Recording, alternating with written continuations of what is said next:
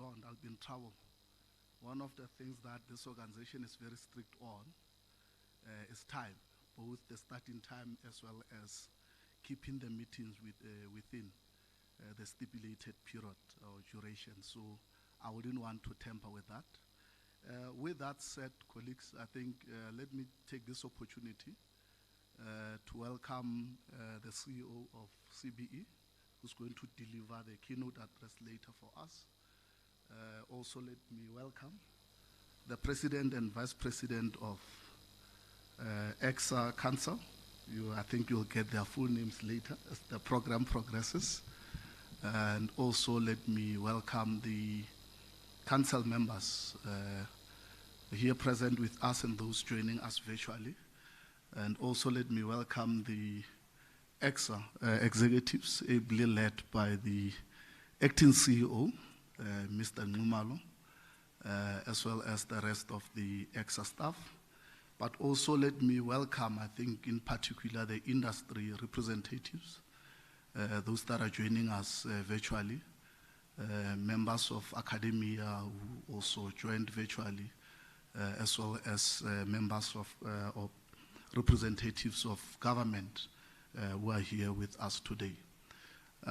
Colleagues have been given a very simple job this evening or this afternoon. My job is to facilitate the session today, and that really gives me a great privilege because this is the very first AGM that EXA is going to have, and to preside over it, even when the President is here and the CEO, it's really something that I don't take lightly. The purpose really in the main of this AGM is to try as an organization to live up to governance principles of transparency, accountability, and to keep our stakeholders informed. So the main purpose, therefore, would be to present our annual report of the previous financial year, but also critically the finances of the organizations, with a view to keep yourselves as our stakeholders informed of our activities and what we do with your monies and so on. We're not going to have any printed annual reports for those that are here physically with us. The annual report is available online. Those that want to access it and go through it in much more details during their leisure time, they are welcome to visit our website and download it there. Without really wasting too much time, maybe I can just touch on two things. Although it's an AGM, maybe let me just hasten to indicate that this is not a normal AGM in a way, in a sense that you're not going to have the voting or the election of auditors voting for council members, because that is really taken care of in terms of the Act. Those powers are delegated to the minister. Appointment of auditors sits with council and all of that. But the main point here is for us to just come and account to yourself and keep you informed, and there wouldn't be any elections or motions or anything of sort that you would usually encounter in AGMs. So that would be the one issue. The second issue is that how the proceedings are going to unfold is that we're going to have speakers, I think pretty much speaking one after the other, but there will be an opportunity for question and answers right at the end. We're trying to keep to time, as I indicated. So if we're to engage each and every report, we might find ourselves in red when it comes to time. So speakers will present one after the other, but right at the end there will be an opportunity for questions and answers. But those that are connecting virtually, you are encouraged that as the presenters are presenting, you can begin now to note your questions, but we'll just put them in abeyance and respond to them later. So without wasting time, colleagues, I think let me call upon Mr. Msizi Miyeza, who's the CEO of CBE, to come and deliver the keynote address. But perhaps whilst he's still walking over to the podium, let me say one thing that I've observed about him, because for now we've been working for a few months. He's relatively new in CBE, but this is one man who really is so dedicated to his work that there is no meeting that it's too small or too big for him not to show up. There is no engagement that you invite him and he doesn't honor it and he doesn't come prepared. And I think many of us as public servants in particular, we can really take a leaf out of his book because he really lives by the principles of Batho Pele. He always put his stakeholders before anything else. Even in the evenings, if you say there is a meeting for him, there is no such a thing as a meeting that is too early or too late to attend. CEO, over to you.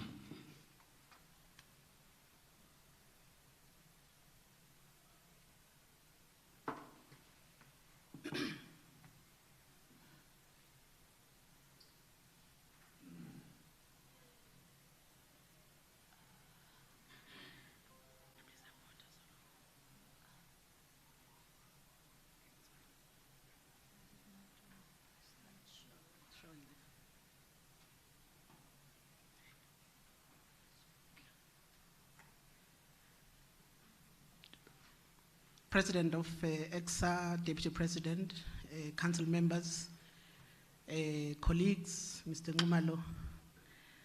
It is an honor for us as CBE to be part of this engagement, and really we are privileged to be part of this discussion, President. I must put a disclaimer, President, that when we were asked by Ngumalo to come and speak at this forum, I wasn't sure how to prepare. Not because we're not familiar with the industry, but I think I was thinking about 480 people. They will be listening to us. And these are engineers, so how do you interact with them? So you really created a problem for us. Nonetheless, just to indicate, President, that I'm not sure what the slide is showing, but on my side it's moving, but there it's not moving. I'm not sure. Millicent, it's not moving. No, it's not. But while they're sorting out the IT matters, President, just to indicate that we were not really. Just press F5. It's an IT glitch. Let me apologize on her behalf. It's not me. And I'm not a So let's see. Oh yeah, it's moving now. No, thank you very much, Millicent. I think you've intervened. It was actually me. I was IT challenged there. President, I think the presentation will be structured in three parts, really. We're going to state the known and perhaps move into the areas which might assist the discussion later on, and some proposals. This is a difficulty we had. So in coming to this session, how do we engage with engineers? You go straight to the point, you respect the time, 20 minutes given, you're practical. That's really what is an expectation from our side. I thought maybe it's important for us as practitioners to take a step back. I think you'll be presenting on a report, because we are all practitioners, to take a step back on how do we do the work that we do on a day-to-day basis. Let me put a disclaimer for the academics. There is a series of information I might be using which might not be referenced. It's for the purpose of submission, so please don't say I'm Xeroxing Dr. Simula. So it's just to convey the message. So that's what practitioners do.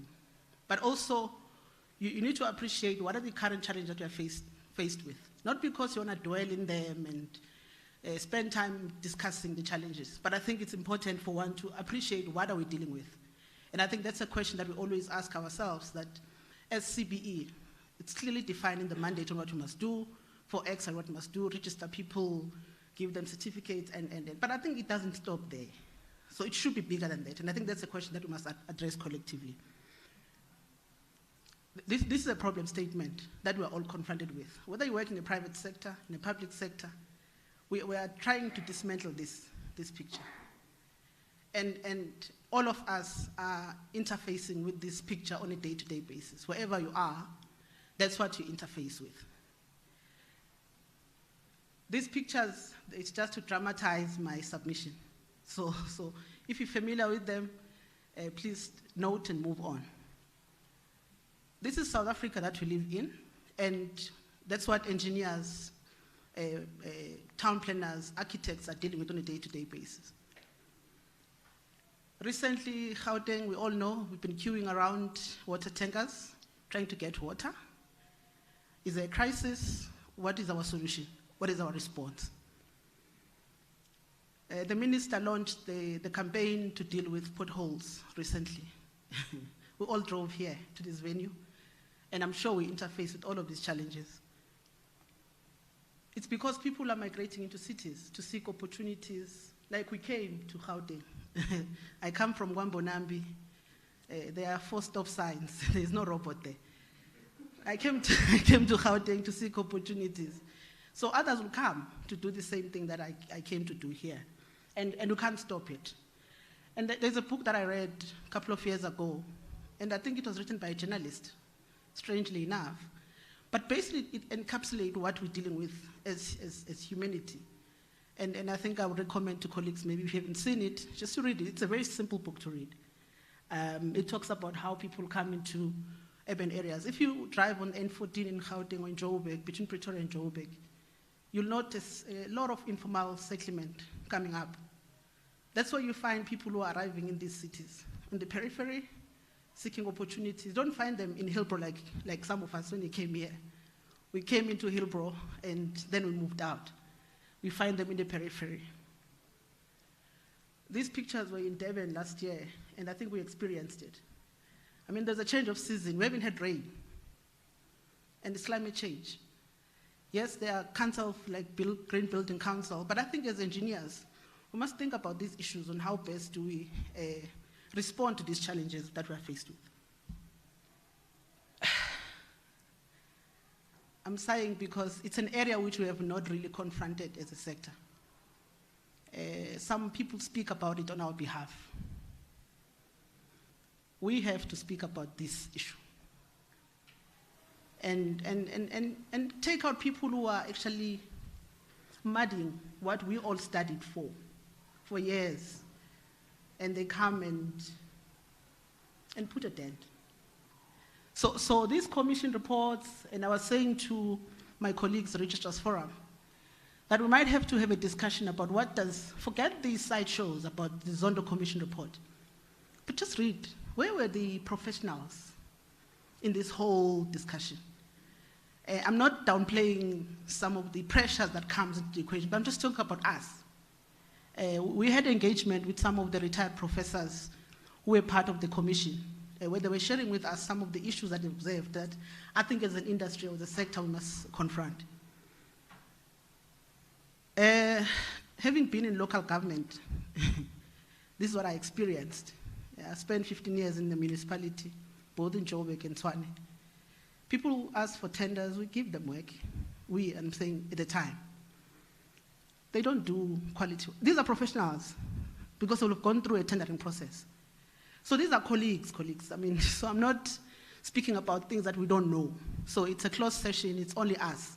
And we must be honest about things that we do wrong and things that we don't do wrong. This is a challenge that we're also confronted with. It's been infiltrated by the outsiders, our industry. This article came out, I think, yesterday or a day before in Durban. It's in Gauteng, KZN, the issue of construction mafias. And we can theorize about it, but it's a challenge. You guys know it better because you're on site. I'm not there. I'm in Pretoria most of the time. But this is what the industry is confronted with. I'm going to try and now bring it back home. We were in Parliament, President, presenting our annual report, which encapsulates the work that is done by all the councils that we work with. We presented this slide, and members of Parliament lambasted us in terms of the transformation issues that we're not confronted with or confronting as a sector. Obviously, it's a value chain, so all of us must contribute. It doesn't get better. So when you look at the numbers in terms of male and female representation. This is a slide that depicts all the 6 councils within the Built Environment Council. So I thought I would actually flag this one, not because I'm showing you detail. You have a biggest number of professionals within the CBE family. So in total, these numbers could be estimated, but I think that's roughly the number we're sitting with. But here is the problem. That's why they're sitting, these professionals. So I'm going to demonstrate later on with a slide that demonstrates how long, colleagues will know how long it takes for one to become a professional in this country. So if this is what you're sitting with, superimpose the slides that I presented, the problem statement, then I think our problems are bigger than what we thought. But the picture is different when you talk about candidates in terms of gender and race dynamics. Because you see more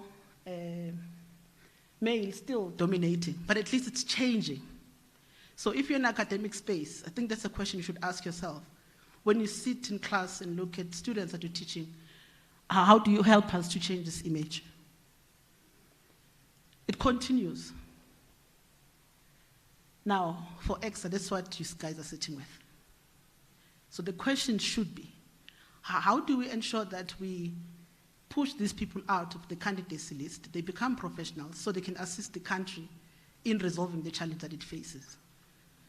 So you know the challenges why people sit. So we had engagements with 5 provinces, Mpumalanga, Limpopo, Mpumalanga, Limpopo, KZN, Northern Cape, Northwest, and Western Cape. It's a countrywide problem where you've got candidates who are placed in different sites, and they're not ready to come and be tested and be processed so they can become candidates. And I think we need to intervene collectively in this area. That's where the candidates are sitting. There's a blockage, and I think collectively we need to say why candidates sit for this long. I mean, in the Western Cape, they've got a program that they run, which we want to pilot across the country to try and address the issue of candidates sitting in for long. There could be various reasons. I'm not underestimating the challenge that they might face. And behind these numbers that I just flagged, colleagues, these are people who chose a career in the built environment, be it a QS, an architect, project manager. These are just not numbers. These are colleagues who want to earn a living in the profession that we all admire. It's always easy to present problems because I think that's the easiest part. So the question is, how do we respond? These are some of the prelim proposals that we've put forward, and I think we've canvassed them at different levels. Really is to state the obvious to colleagues that CPE is a public entity. We work with 6 councils, and EXA is one of them. In addition to the 6 councils that we have within our family, we've also signed MOUs with SECLEP, which is town planners, environmental practitioners, as well as geometric science. The reason why we did that, colleagues, is because we appreciate the broadness of the built environment sector. So that's really why we thought, let's actually incorporate other colleagues. And I think, just to restate the obvious, it's Googleable. So you can Google, and this is broadly the mandate of the entity that we are working for, is to lead, regulate, coordinate, and advise government on issues of the built environment. And in the medium term, based on the issues that we've presented to yourselves in those few slides, is to focus on those 3 areas. Obviously, transformation is a long-term project, and you'll see why I'm saying we need to pay attention to some of these areas that are flagged. Just to confirm that there are a couple of areas that we work jointly with EXA around accreditation, identification of work. So it's a list, it's in the Act. So those are areas that we collectively in the family work together on. So I'm not going to go through them just to save time. But in the point, Chair and President, that we also want to advance is that The infrastructure work that we do collectively, it's about humans. So ultimately, it's how do we humanize the built environment through the work that we do. And I think this is the challenge that we confronted with my colleagues. Whenever we meet, we'll always say, how do we ensure that we don't become abstract in the nature of the work that we do? I'm not sure whether now it's moving, the slides are not moving, Millicent. Okay.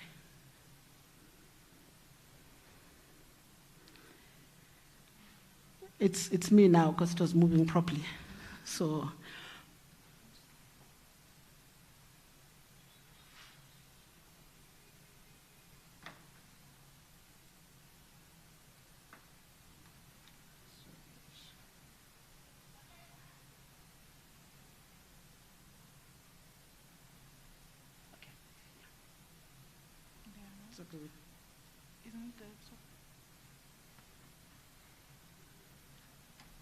apologies, Chair. So I'm sure the program director will give me extra minutes.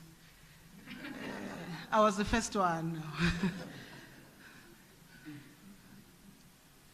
It's present.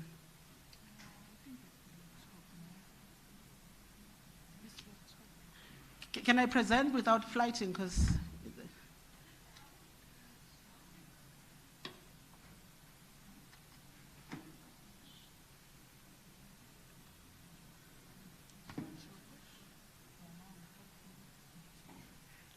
stuck.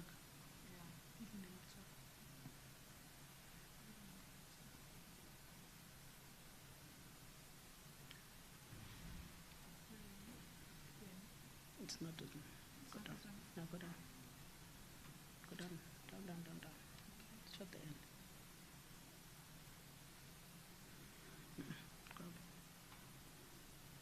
No, no. Yeah. Yeah. Okay. Now, I'm going to try and zoom through quickly, Chairperson, so I can save you time. The question is, how do we then respond to the challenge that I've raised through human nature? I mean, we are human beings, so we must ensure that the work that we do has a human element. This is what we're putting forward with a series of interventions, which we presented to the ministry through our economic recovery plan that we submitted on behalf of the sector. So these are key areas that we're focusing on. Now, remember the question that I posed about how do we push out those young people who are sitting. I think in 2014, CBE and Public Works approved the skills pipeline strategy for the built environment. And this strategy was really to say how do we pay attention to different phases in the cycle of the built environment professional. I wanted to indicate to you that this is what it takes to produce a professional. So obviously for EXA would be slightly different. But for an architect, you need 2 years, and you come back and you become a professional, you go through the process. But we need to systematically implement the strategy. I'm not saying we haven't been implementing it, but I think we can do better than what we've done to reduce that 35,000 number that we flighted. Because young people are unemployed, they seek opportunities everywhere you go. At CBE, we've got a database of unemployed graduates. It keeps growing. So, and we've created another database of unemployed or ineffective professionals. It's growing. So we can tell you that the bulk of the unemployed or inactive colleagues, they're in the architect space, QSs, and you drive around and you see that there are no cranes. So you don't have to go somewhere to check whether there's a problem in our sector. We have created at CBE these transformation collaborative committees or forums to try and respond to some of the issues. So they're focusing on issues of public safety, legislations, women empowerment, skills development, and professional development. I think it's a platform that has been created to ensure that the issues that we are raising, we are able to get the industry to contribute on how best we can resolve them. In responding to the pledge, the pledge is good because the minister and we're committing the sector. But I think there is a process that the department is leading, wherein we committed an industry on behalf of the industry, we say no to corruption, working with the department and other stakeholders. So these are some of the interventions that we are making to try and respond to challenges that are flagged. Look, I think if we can then start thinking outside of the box and say, how do we systematically deal with these issues without really restricting ourselves? We don't have money, there's no capacity, and. We should be able to respond to these issues. And I think that's really the point that I'm trying to demonstrate here. We must be agile in our response. We must take advantage of technology that it provides with all its limitations, like right now I had one. But also encourage the kinds of working arrangements wherein we can accept that sometimes the solutions that confront the sector might not necessarily come from the sector itself. They'll come from on the parallel side, on the outside. And be receptive of new ways of doing things, and appreciate that colleagues would have different inputs just for the betterment of the country. And ensure that at the end of the day, when we are called professionals, we can stand by it and act like professionals and represent our families, ourselves in a manner that demonstrate that we care about this country. At the core of what we do, we must always think about issues locally, obviously, but there is a global picture that we must pay attention to. Thank you very much, Program Director. Let me stop here for now.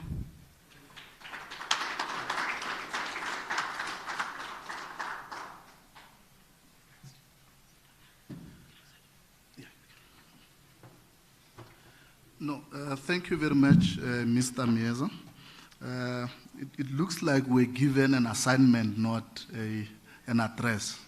And I'm not so sure if Mr. Ngumal is still happy to have invited you, because looking at the president's face, it looks like she's just going to say, since you are in the process of the midterm strategic review, you need to respond to all those issues that have been raised.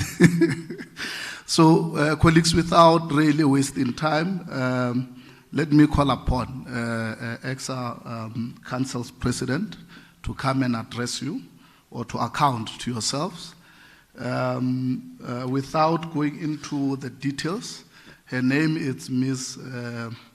Refilo Buthelezi. She has been our president for a few months now, but I'm sure she'll tell you why. But prior to that, she was our vice president. So she has been within the system or with us for some time. So she's one of those that are doers. She's a person that wants action all the time. So maybe we must start calling her Mama Action as well at EXA. President, over to you.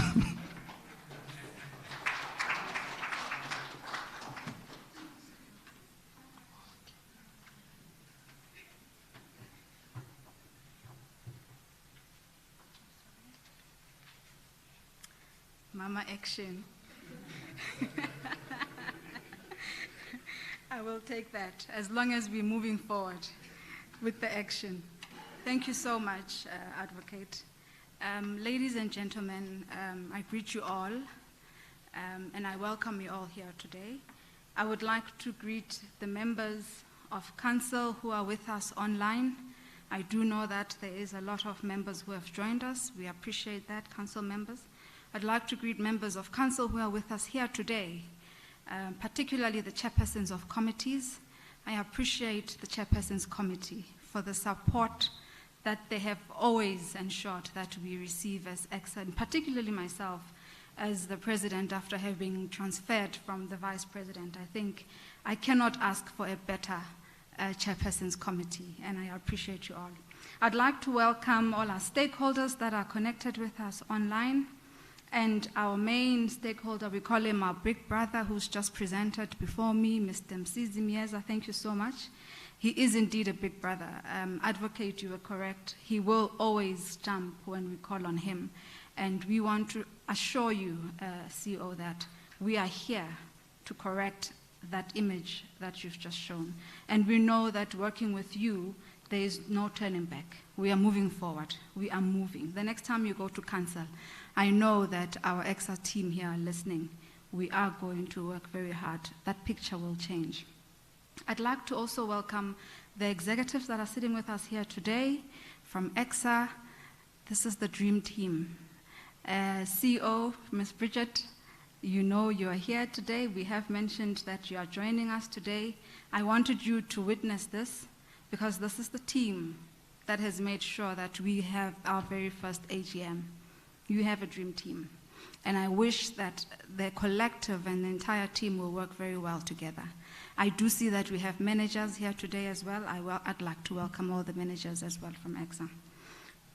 Lastly, I have to observe protocol. I save it for last. They say save the best for last. I'd like to welcome my VP, Mr. T.C. Madikane, my right-hand man. I don't know how I would survive this role without this Vice President. VP, I appreciate you and welcome today. I do know that, and I want to rest assure all of you that I do have the best VP. It is really a privilege as the President of the Engineering Council to address you today. As you all are aware, the Engineering Professions Act 46 of 2000 outlines that the Engineering Council of South Africa has a mandate which it should fulfill. And we have done so by the implementation of our APP of 2020 and 2021. This mandate provides for the engineering professionals, for the candidates in the engineering profession, for the regulation of the relationship between EXA and the Council of the Built Environment, like we've just mentioned, and for ensuring that the promotion and the advocacy of the profession stays at the best possible outcome as possible all the time. It is, however, a very difficult time for EXA, as we have in the past 2 years lost 2 of our presidents. And I would like for us to dedicate a moment of silence as we commemorate the late EXA president, Mr. Mashao Libya, and the past president, Mr. Cyril Kamete. And the passing of these 2 heads, figureheads, and men of stature in this organization has really brought EXA to a point where we really struggled to get back from where we were. But I think it was a test that we collectively ensured that we will go through. The wave was tight, we roughed it in that river, and we are here today. So ladies and gentlemen, if we could please have a moment of silence and dedicate that moment to our lifelong heroes who dedicated their entire profession to this engineering fraternity.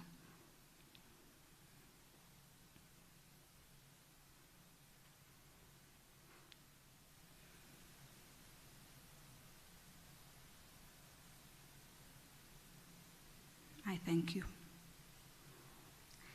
It is therefore indeed an honor to engage all of you, our esteemed stakeholders, captains of the industry, members of the voluntary associations, and honored guests. I would like to first also mention exactly what our CEO of CBE said. We must be honest about the things we are doing wrong and those that we are doing right.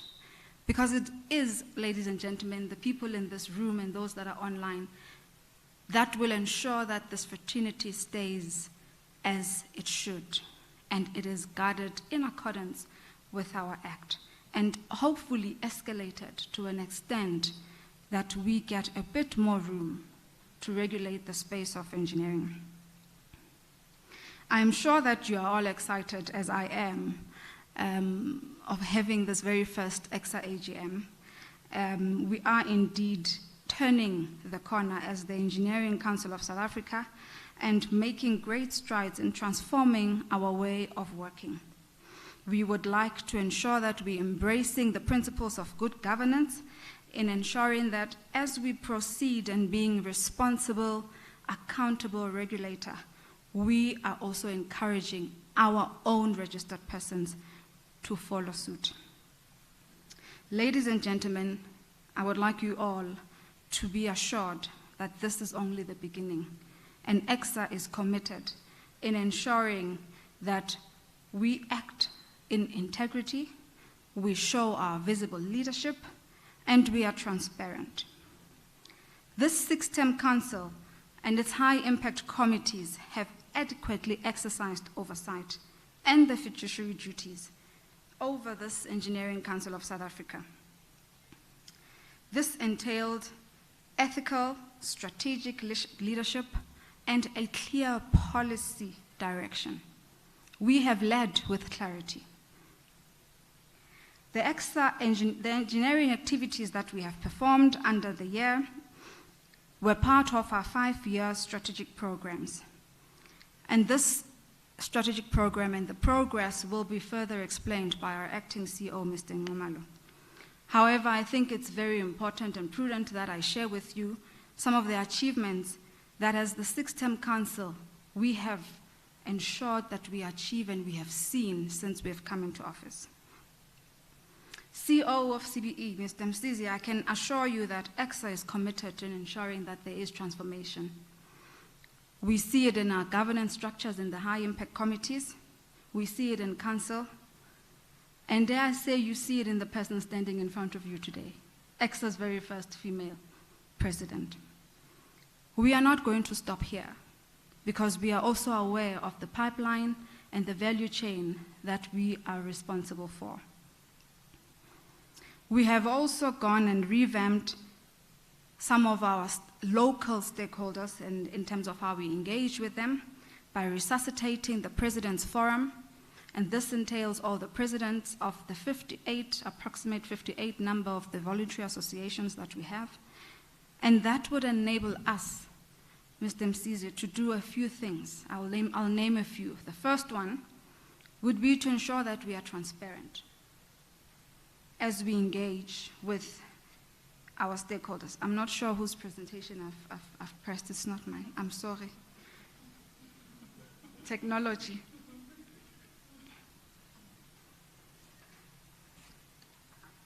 Okay. So the first one is to ensure that we promote transparency within all our stakeholders. But the second most important reason is we ensure that we hold each other accountable to ensuring the conversion rate of these candidates engineers that you've mentioned. I think the value was in the 20-something thousands. So we have to ensure that we hold, while working together with our VAs, our voluntary associations accountable to assist us as EXA in converting that. Our VAs have student chapters. Yes, EXA also has a student chapter. We've got the first one we piloted at the University of Johannesburg, and we intend on coming to all other institutions of higher learning to open this chapter because it assists us ensure that we take care of our own. We have also ramped up some of the engagements that we have with the Dean's Forum, making sure that we are on top of the engineering education in the country, making sure that we promote the STEM subjects while working with our deans, and hopefully making sure that one day we will be in a position where we can account for all the engineering students that are found and that are studying in all 26 institutions of higher education. Because that way we are assured that we will not leave anyone behind. That way we will be assured and we can assure every engineering student that we can support and provide support where necessary. And those are some of the initiatives that we intend on doing, because we also see that we are losing a lot of our professional engineers, a lot of our candidate engineers to other industries. And some of the reasons come from the fact that there is not enough support. Some of the reasons come from the fact that there is not enough provision for training. And that is why we ensure that we recognize professional bodies through the assistance of SAQA, which includes our engineering and training academies. And this, we would like to make sure that we emphasize to all our stakeholders. We need industry to assist us with this one. We will not be able to do it without. However, we do recognize that there is a huge gap when it comes to engineers and engineering students that finish their qualification and ensuring that they are future-proof, they are ready to walk in any organization and start doing their work. So we have a role to play there. We have the approval of critical instrumentation such as the identification of engineering work, our codes of practice, and the streamlining of our code of conduct.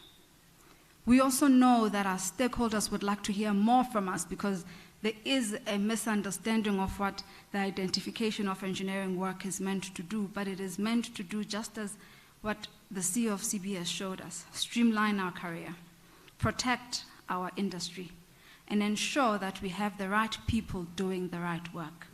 And we've got people who are accountable to a particular regulatory body, such as ourselves, to ensure the quality is also maintained. Therefore, to date, EXA has had consultations with a few stakeholders. You will hear a lot more about this from the executive in charge, and we intend on spreading this and coming forth and engaging every single stakeholder. I am aware that there are a few young professionals who are still unsure of what this means.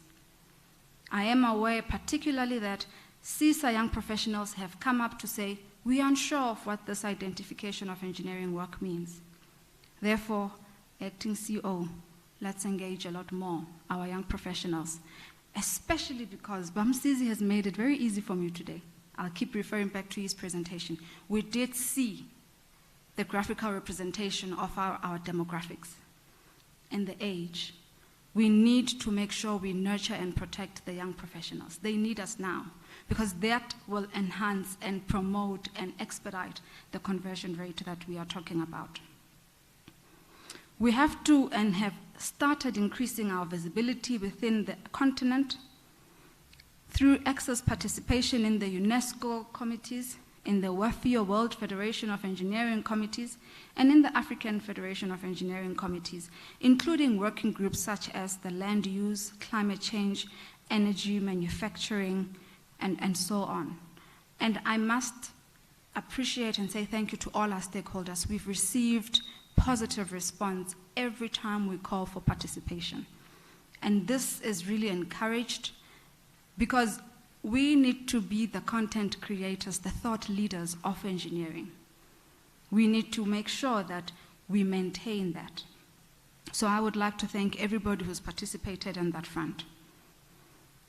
We have approved the new CPD model and the brand repositioning through a revised stakeholder engagement framework. And we're very proud that amidst all the challenges that we faced, we have achieved an unqualified audit opinion. Our CFO will tell us more about that. And most importantly, we have maintained and are still maintaining the EXA recognition by the International Engineering Alliance, which increases mobility. And one can look at it in two ways. We have a challenge of brain drain in the country. So this agreement and this mobility that we've provided for all our engineers to enjoy also means that we are losing a lot of skills in the country because we've increased mobility. But we can't stop there because the continent needs skills. They also have challenges. The age demographic and the challenges in the age aspect of things in terms of professions is not a South African challenge. There are countries in the world that have an older population and require young engineers to come and assist and actually do the work. So we have a global challenge, and I think it's very important that we start working together in encouraging our young girls, boys in schools to take up STEM and start supporting them. Because if we do not do that, we will run out of engineers in this country. They will be taken from us. I'm happy we've got one of them back, Dr. Samula. But they will be taken from us. And that is a bigger challenge because we are a developing country. We still need to build. We still need to develop. We need a lot more engineers to assist with that. When the 5-year strategic plan was developed, it was noted that technology within EXA was not fully optimized. And this resulted in a number of manual, outdated, inefficient processes and systems that we have identified. We have heard the cries and the frustrations from all our members in terms of our technology, our responsiveness. And we would like to ensure that we are looking at an ICT strategy. We've developed one to ensure that the identification and deployment of the appropriate technologies to support EXA processes for a successful execution of our mandate is sought. We've also attained the ISO 9001 accreditation, which endorses the quality management system that EXA has deployed. And this will also add on to the contribution and the improvement of business processes, efficiencies, effectiveness, which in turn will improve our customer satisfaction. Ladies and gentlemen, EXA cannot survive without the customers. And it is imperative for all of you to know that we are aware of our gaps. And we are turning the corner in ensuring that we remain customer-centric. So be rest assured that by implementing this system, we are also saying we would like to hold each other accountable and be managed so that we can continue providing the service that we endeavor to do. We are sitting in very unprecedented times, ladies and gentlemen. This country is filled with engineering problems. The CBE and CO presented and showed very beautiful pictures, unfortunately sad pictures, of the problems, the engineering problems that we face in this country. And our fraternity is bleeding tacit knowledge due to various reasons. We've explained the mobility. It is an improvement, it's an advantage, but can also contribute towards us losing skills. We've got an aged population. We're losing a lot of engineers due to retirement. We've got crime in this country. It does not help us. Because it's not only a racial issue where people are running away. There are some people of color who are also running away now. The one thing that we have done, though, as EXA, when it comes to the issues of brain drain, is to start calling back all our retired engineers with the hope to capacitate them and ensure that we can then start having relationships and to assist us with the conversion of candidate engineers to professionals, and to also assist some of our SOEs that have called to say, we do not have experienced engineers. We are lacking in tacit knowledge. Kindly assist us. We have aging infrastructure problems in the country. And we are also cognizant of the fact that as a country, we can no longer afford to let people who don't qualify, who don't have professional standing and recognition to run engineering projects. We also recognize and have started deregistering those registered engineers who contravene our code of conduct. We are not oblivious to the fact that the engineers out there are charged with responsibility and accountability to run these projects and are not held liable for running them down. They are just replaced. And that is a huge problem because we've got a lot of people who are not confined by a regulation running projects, and when these projects fail, they move on to the next company. Their histories don't follow them. It's their presence that matters. But what happens to our engineers? Our history follows us because we can be chased anywhere we go. The point is the engineers are professionals, just like accountants, doctors, and lawyers. And if they do any misconduct in any organization, it should and it will affect their entire careers. So we are bound by our code of conduct and our code of practice. The previous speaker spoke about how engineering is linked to human rights, how we need to humanize engineering. The work we do as engineers is linked to human rights, which is governed by our constitution of the country. And what enables that engineering is all the work that is done by the engineers, is the engineering infrastructure, the engineering solutions. So we therefore need to build the engineering professional base and allow the engineers to perform their duty without undue interference. Mr. Msizi called it something else. But we need our engineers to be let alone to do their work without undue interference. They are the ones who are accountable at the end of the day. They are the ones who have the risk of losing their professional status at the end of the day. Therefore, it is very important that as EXA advocate, as we keep engaging with the Competition Commission and all the other stakeholders with the aim of elevating the role of EXA as a regulator, we protect the engineers who do their work. It is equally important to advocate for engineers to be sitting in boardrooms and start making decisions in organizations. This country needs engineers. Our job is to solve problems. With regards to the engineering education, EXA is making great inroads in getting students at various tertiary institutions and young professionals in the industry involved in the road to establishing themselves as engineering practitioners of the future. We have, as I mentioned earlier, availed professionals to mentor them from the retired group, but however, we also have professionals who are still in practice to assist. And some of our mentors are there to assist with some of the tacit experience that we have spoken about. We have also made a lot of strides. However, we are not oblivious to the gaps that still exist and require our intervention.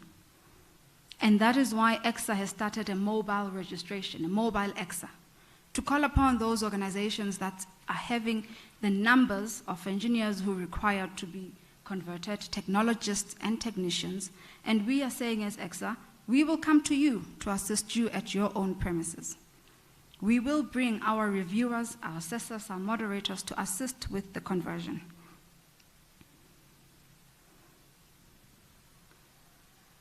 We acknowledge the gap in the engineering education in the country, and we have heard the industry complaints regarding the quality of graduates at our tertiary institutions and the churn-out rate, that some of them are not fit and do not fit within the employ. And hence, we still sit with many young engineering professionals that are not employed. We have also heard from academies about the difficulty their lecturers face when trying to register professionally with EXA after having spent many years in their careers lecturing. And we have started consulting with the academies, and we will continue to do so. Ladies and gentlemen, we have identified and have heard all your challenges, all the gaps, all the social media profiles, and we would like to assure you that we are working in progress.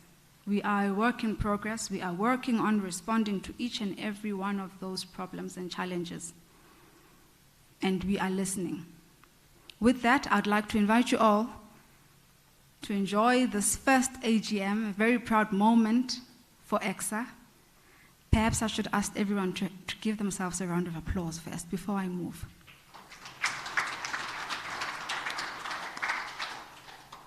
Advocate says 2 minutes. I am very punctual, I see. Ladies and gentlemen, I'll stop here. Thank you so much. Please do enjoy the rest of the evening. Thank you.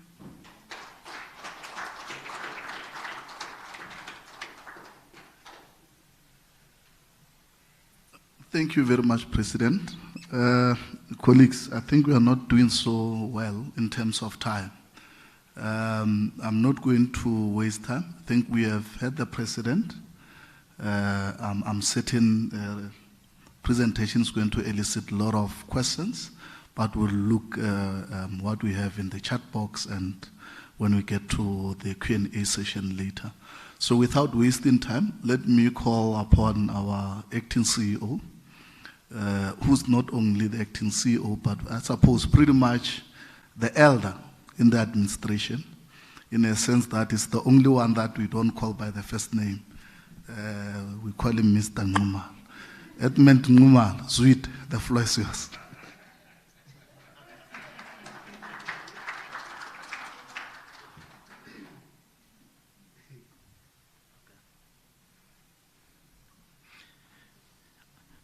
Okay, thank you, Advocate. To be called an elder, I last heard about it in church. So I was surprised that I would also be called an elder here at work. Ladies and gentlemen, good afternoon. Greetings to the President, Vice President, to the CC members, CEO of CPE, to the members of the profession that are joining us from home or virtually. So it is an honor and a privilege for us as an organization to engage with you in today's first ever annual general meeting.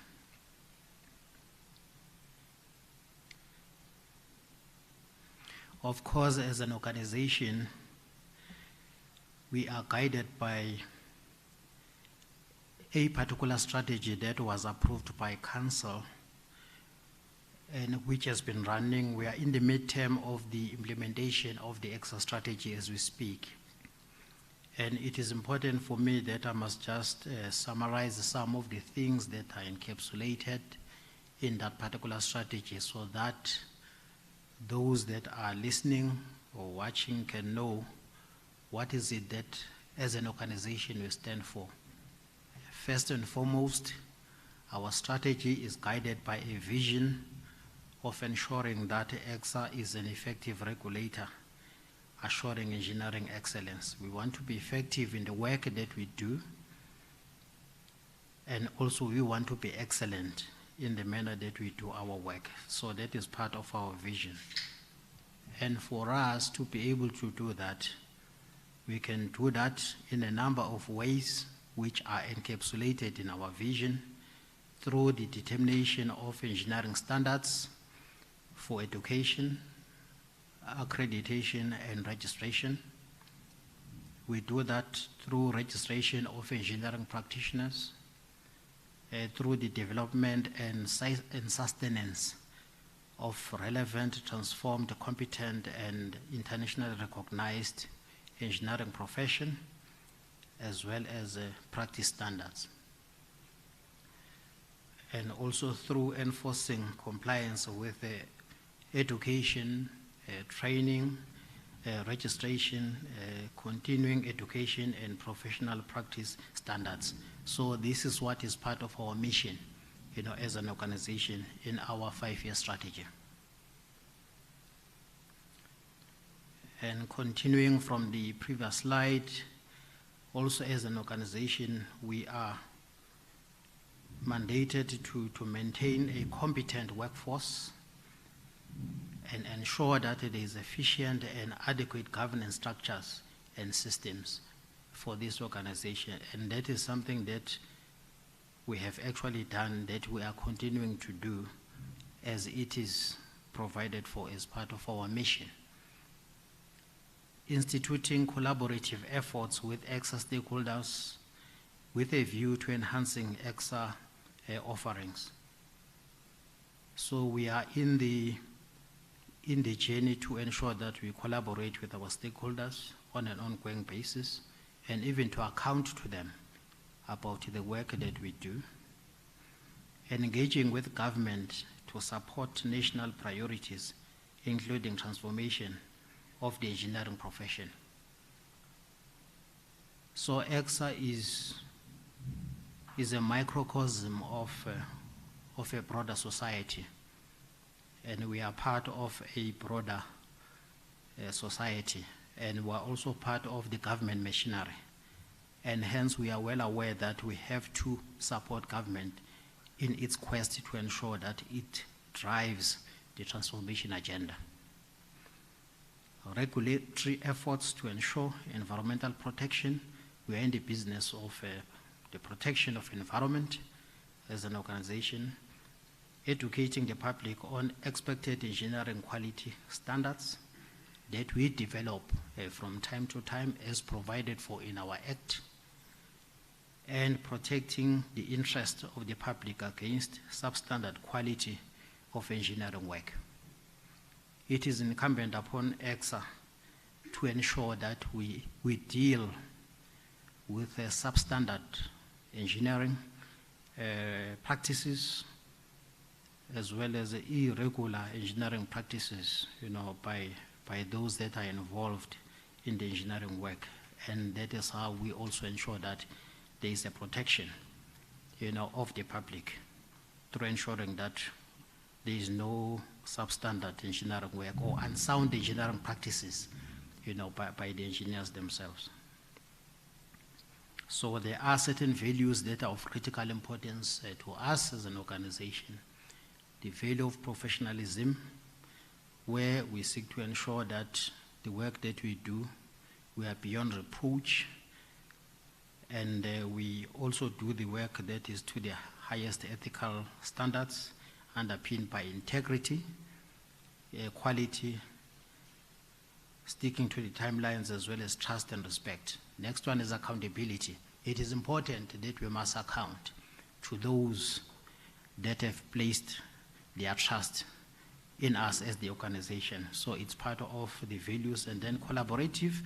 So I've already alluded to the fact that we ought to collaborate with everyone, government departments as well as the stakeholders themselves, and even the registered persons in the work that we do. So that is part of our values. And then transparent all the time.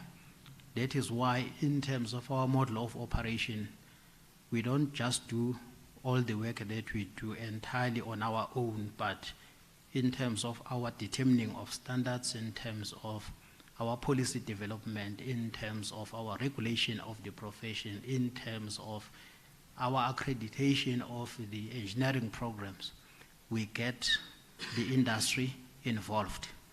The industry itself is part of our processes, it is part of our working groups, and that is in the spirit of transparency.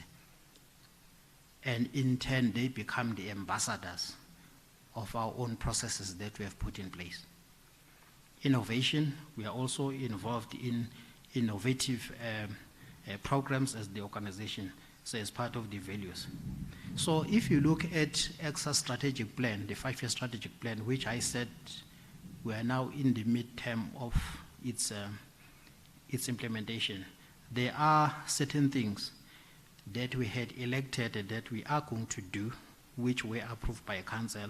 First and foremost, we wanted to ensure as an organization that we are financially sustainable, because EXA is an organization that does not get any funding from government.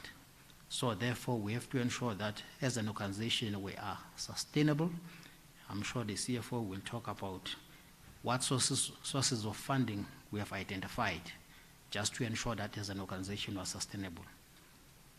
Quality of skilled and accountable staff, it's what also was encapsulated in the strategy to ensure that we have quality staff, skilled staff, as well as accountable staff, so that we can utilize them to effectively regulate the industry. Enhanced demographic profile of our council structures and enhanced institutions in the council structures. So this, the president has already spoken to it to say that we've already transformed the EXA structures like council. If you look at the configuration of our council, you realize that it is now representative of the demographics of the country, including the council committees. So it's part of that process of changing the profile and ensure that at the same time we are responsive to the transformation agenda of the country. Improvement of governance processes. There are systems we've put in place to ensure that we improve our governance processes. So those will continue to report on them as we finalize them. But it's one of the things in the strategy that we felt that we should ensure that we focus on. Introduction of research and knowledge management So for the longest time, or since the inception of EXA, it has never had an internal research capacity, research and knowledge management capacity. So this, the council has actually ensured that we have. So there is now a business unit responsible for this, so that we can ensure that we conduct research where it is necessary.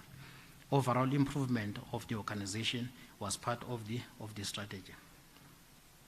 So continuing to look at the EXA strategy, as we were doing the situational analysis of our strategy before it was approved, there are certain things that the organization felt that we ought to improve on in this current strategy to ensure that we become properly responsive to our stakeholders. For example, low customer care. So this is one area where we have identified that there has been a gap in the past in terms of us responding to things like your queries from the registered persons within the shortest possible time frames, and hence what then has been achieved to date in terms of our current strategy is to ensure that then we ramp up our call center.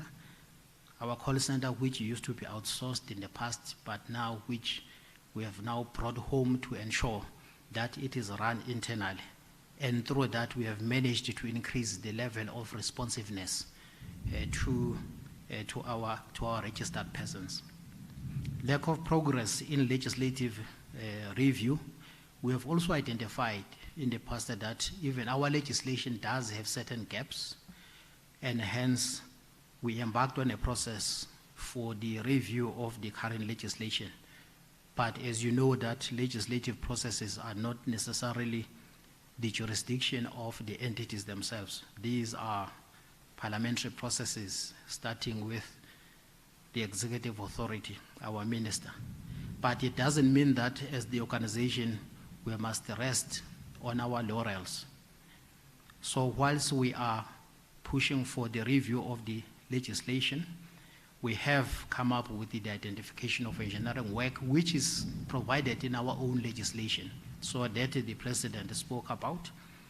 Because in terms of the Act, it is incumbent upon us as the Engineering Council to guard or to safeguard the work of the engineers. Engineering work by the engineers and no other person. So the identification of engineering work is geared towards ensuring that the work to be done by the engineers is identified, and in turn, it is done by those that are actually the engineers and nobody else. And we are addressing a fundamental issue with this particular intervention, because we know that in the municipalities in particular, there is a lot of engineering projects that are currently being run, but those are headed by people who are not the engineers. And therefore, this is one of the EXA's intervention to ensure that we address that. We have come up with the codes of practice to ensure that we regulate the profession.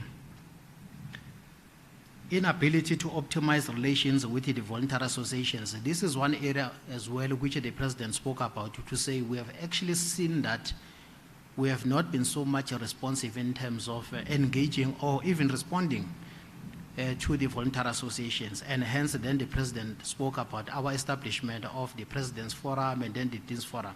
So I won't delve much into that because the President has spoken about it. Inability to optimize technology.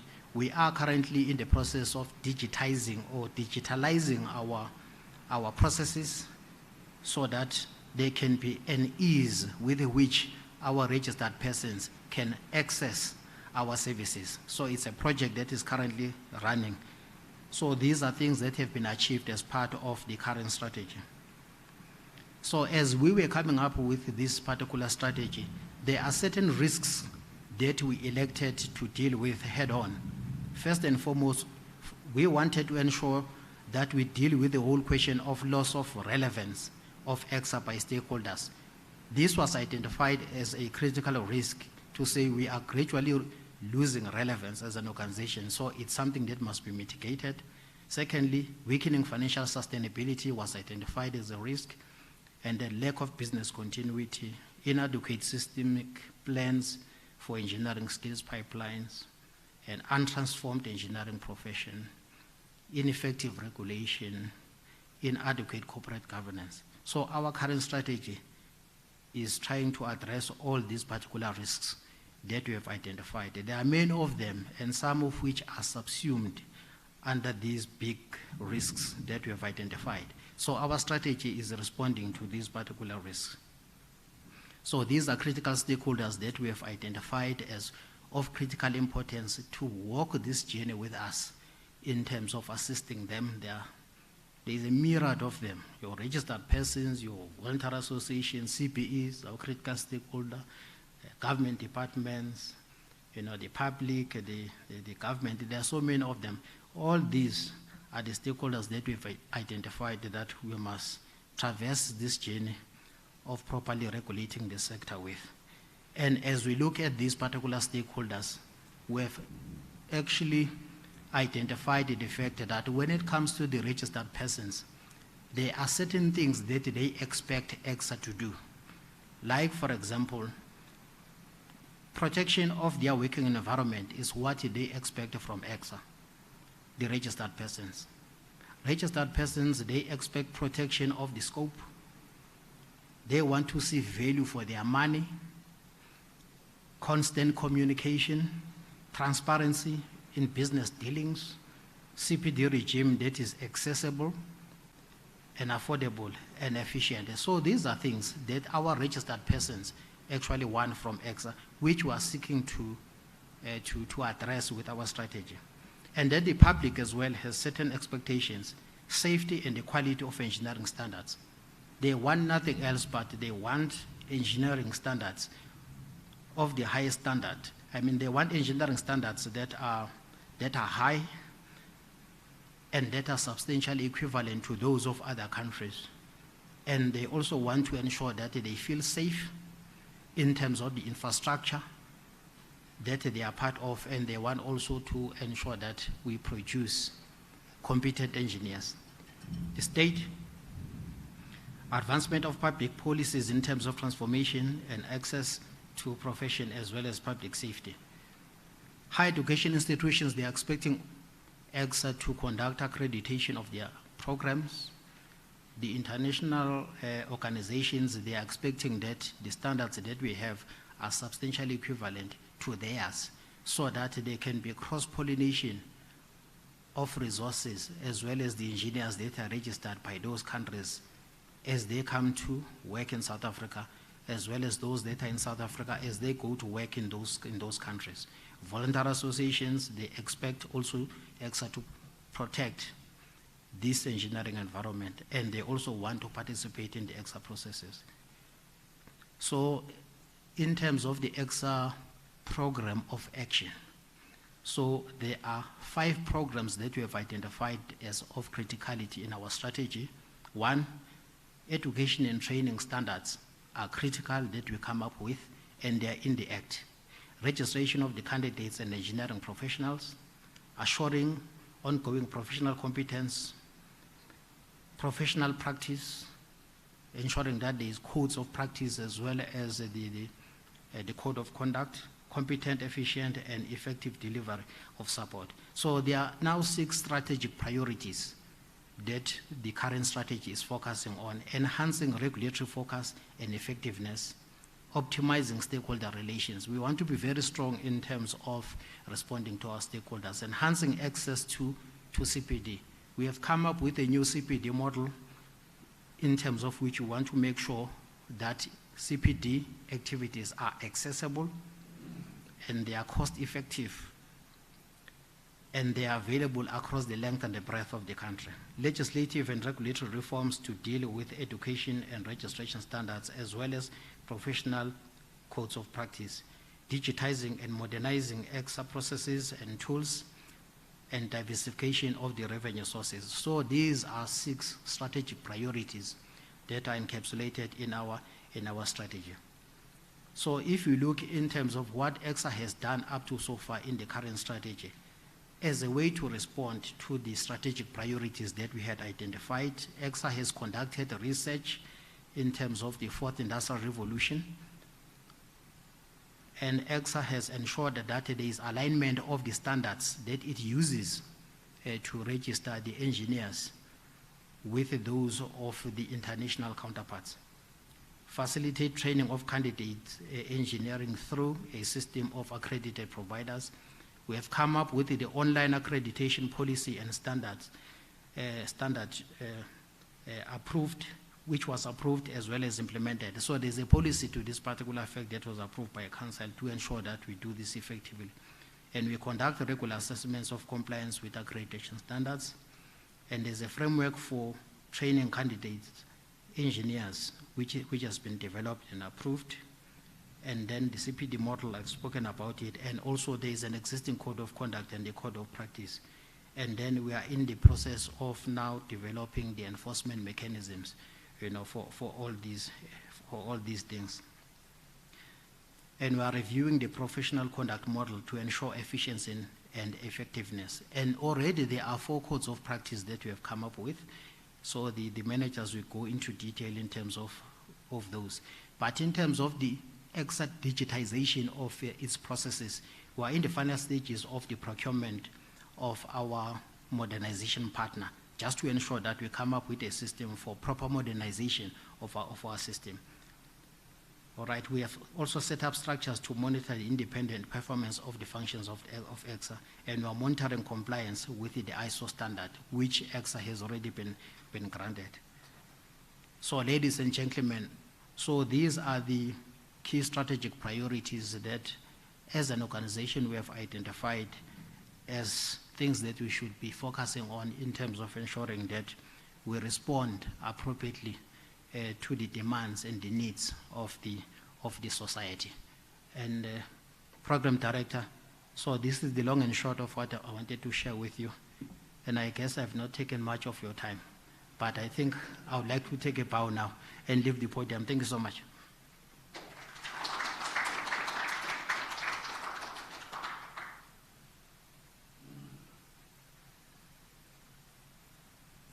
Thank you very much, Mr. Ngumalo. I'm not going to respond to that question because you're putting me in a difficult position. I don't want to lose my job. Colleagues and registered persons, sometimes I wonder really, if one had been listening to Mr. Ngumalo, you would also wonder, how does this organization really deliver on such ambitious strategic objectives or plan? Because, what Mr. Ngumalo presented here, in the main, really speaks to new initiatives to try to propel the organization to a new direction, but at the same time, there's still the day-to-day or operational day-to-day issues that we deal with, which are actually double what we have seen here in terms of the effort that we must still put in, to them and all of that. So it's really just amazes me sometimes how we still manage to get around to deliver and not lose our mind. But I suppose you do that when you have the right leadership and support, and that really is the support that as executives we receive from our committees, as well as the overall leadership of council led by the presidency. So without wasting time, colleagues, let me call our CFO / Executive for Corporate Services to come and tell you what he does with your money. I'm also interested to hear that because I don't know what he does with your monies. Thanks.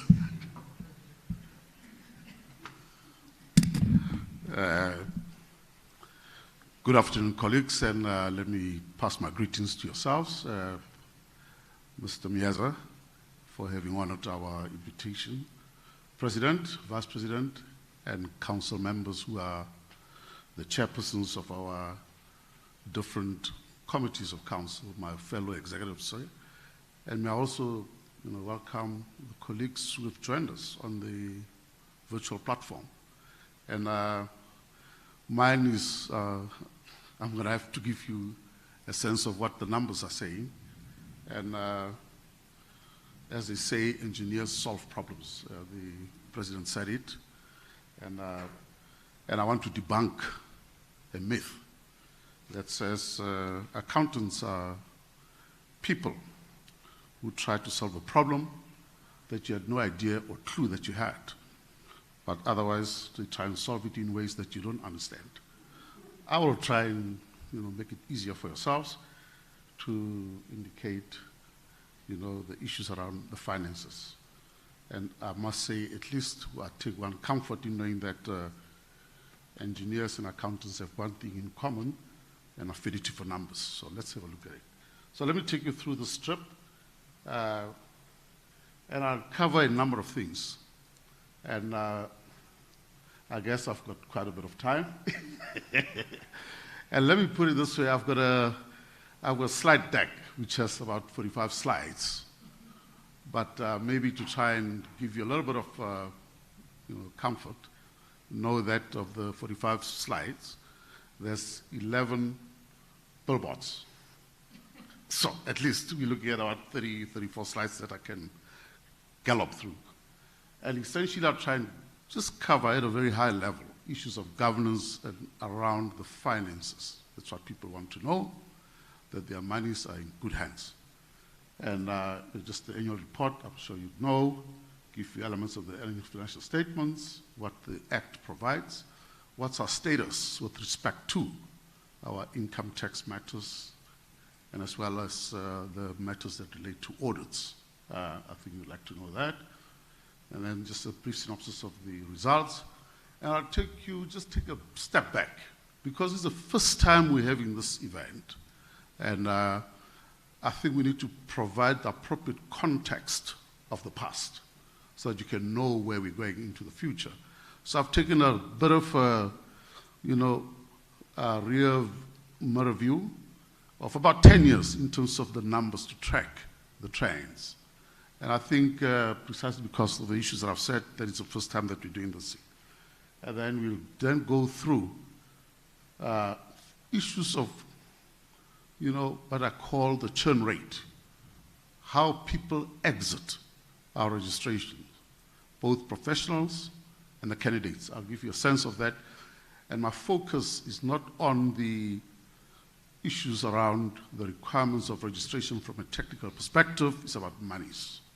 So people not paying, and as a result, we've got to cancel them, and that.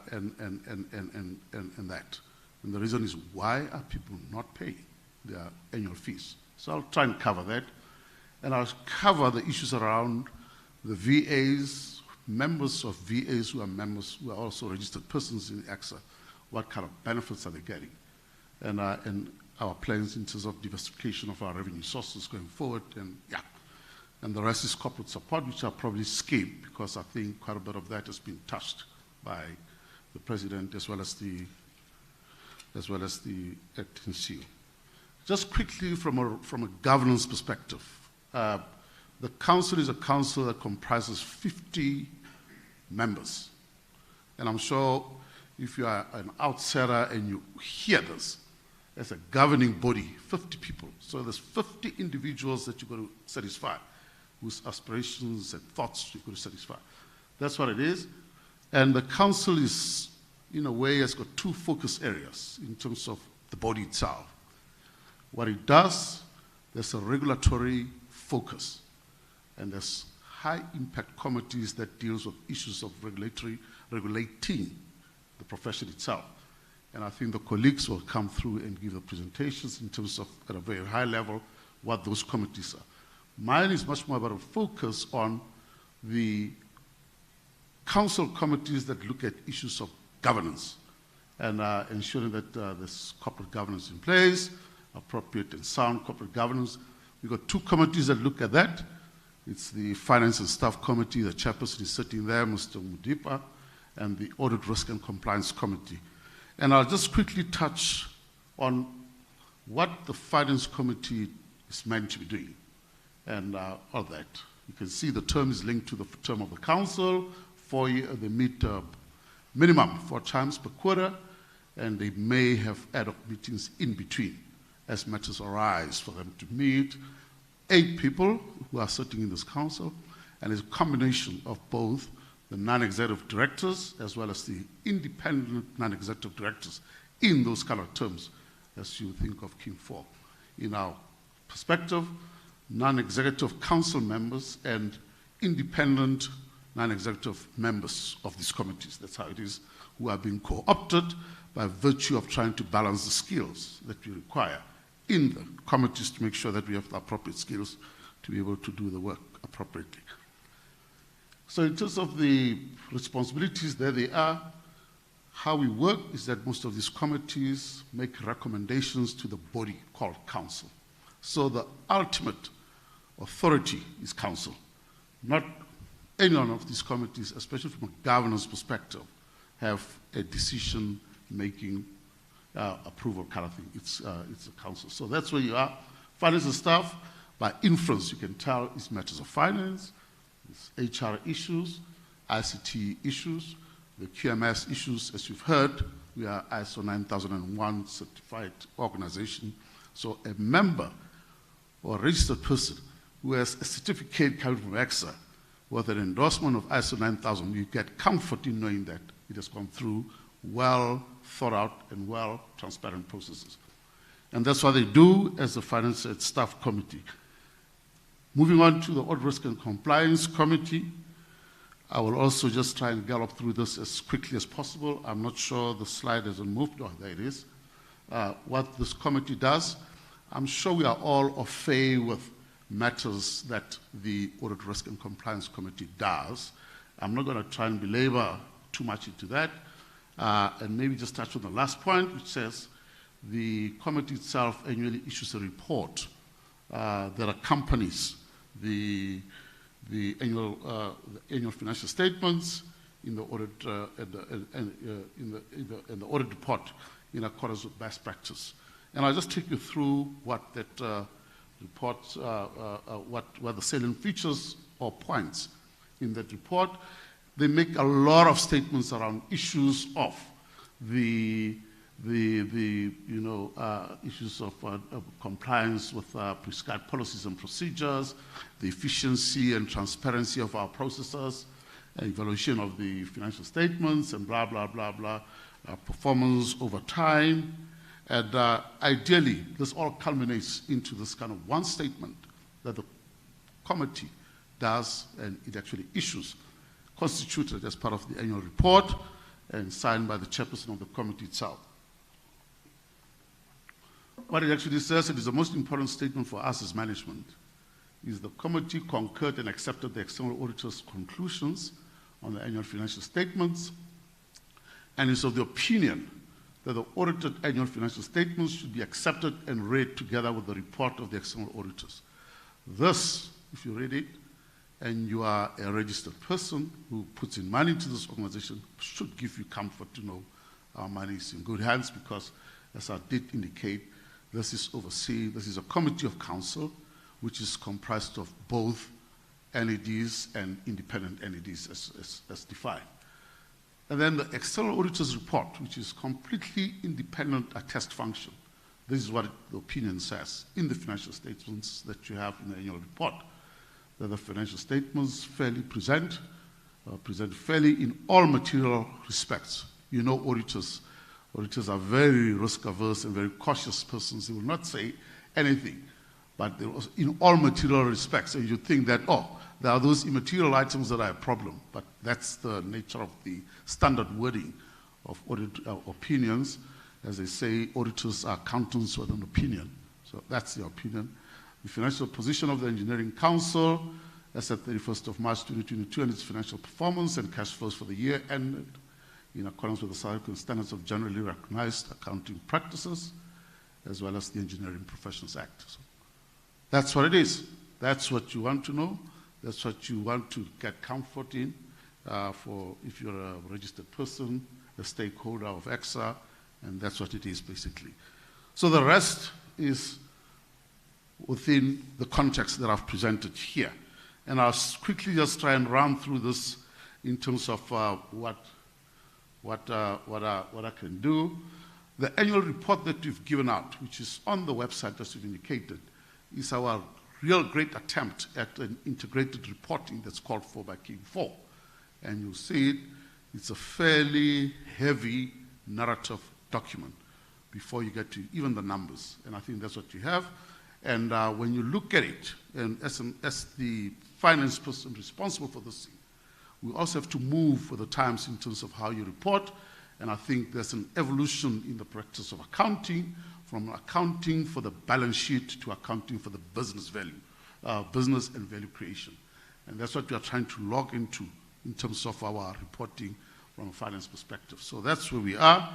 And then in terms of the Act itself, where do we draw the single financial statements, Section 15, subsection 7, that the council must annually prepare the statement of income and expenditure and balance sheet showing its financial position at the close of the financial year.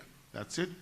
And then it further states that the council must have a statement of income and expenditure audited by an auditor registered in terms of the Public Auditors, Accountants and Auditors Act. This is the of 1991, 80, whatever. Yeah. Then the financials have been prepared. What we've prepared these financials based on the GRAP standard, which you've seen the auditors have confirmed, and the audit committee has also endorsed, and are prepared on a going concern basis. The auditors have confirmed that. The audit committee has also indicated. So there's no intention that we want to liquidate this operation. There's enough resources to carry the organization and the operations for the next foreseeable future, which in accounting and financial terms is a period of 12 months that we have. And in terms of the tax matters and issues around audit, I thought I should just bring this up to the table. I will not go through what the primary purpose of AXA is, you can see it, but to say, in terms of the last bullet, that in fact, AXA is a public, is providing services to the public in the public good, in the public interest, and as a result, AXA is a public benefit organization. And by virtue of being a public benefit organization, the accumulated reserves that we have, we set them aside for future investments, either through whether we purchase assets or we will then use them to fund trading deficits that we may have in the future. And being a public benefit organization, we are then exempt from income tax. So we have a benefit of probably, in fact, a 30% benefit in terms of the numbers that we have that would have been a leakage had it gone out. And the idea that this is the case is because if government doesn't give us this thing and we are short of money, they'll have to step in. And I think government doesn't want to get there, basically. From an independent audit perspective, because we are collecting money from the public, which are the registered persons and the engineers, we are then fit into this, if you look at the PFMA, the Public Finance Management Act, Section 49, that we then fall within the ambit of the auditors, of the Auditor General, by virtue of that being having to be subject to public audit. However, the Auditor General has decided not to audit us and allow us to appoint a firm which is registered with IRBA, which is the Independent Regulatory Board of Auditors, and we appoint them. However, that appointment cannot be done by AXA willy-nilly. It has to get the approval on an annual basis of the Auditor General of South Africa. And they look at things like independence, are we not now buddies with these people, and da-da-da-da. They do this kind of things here.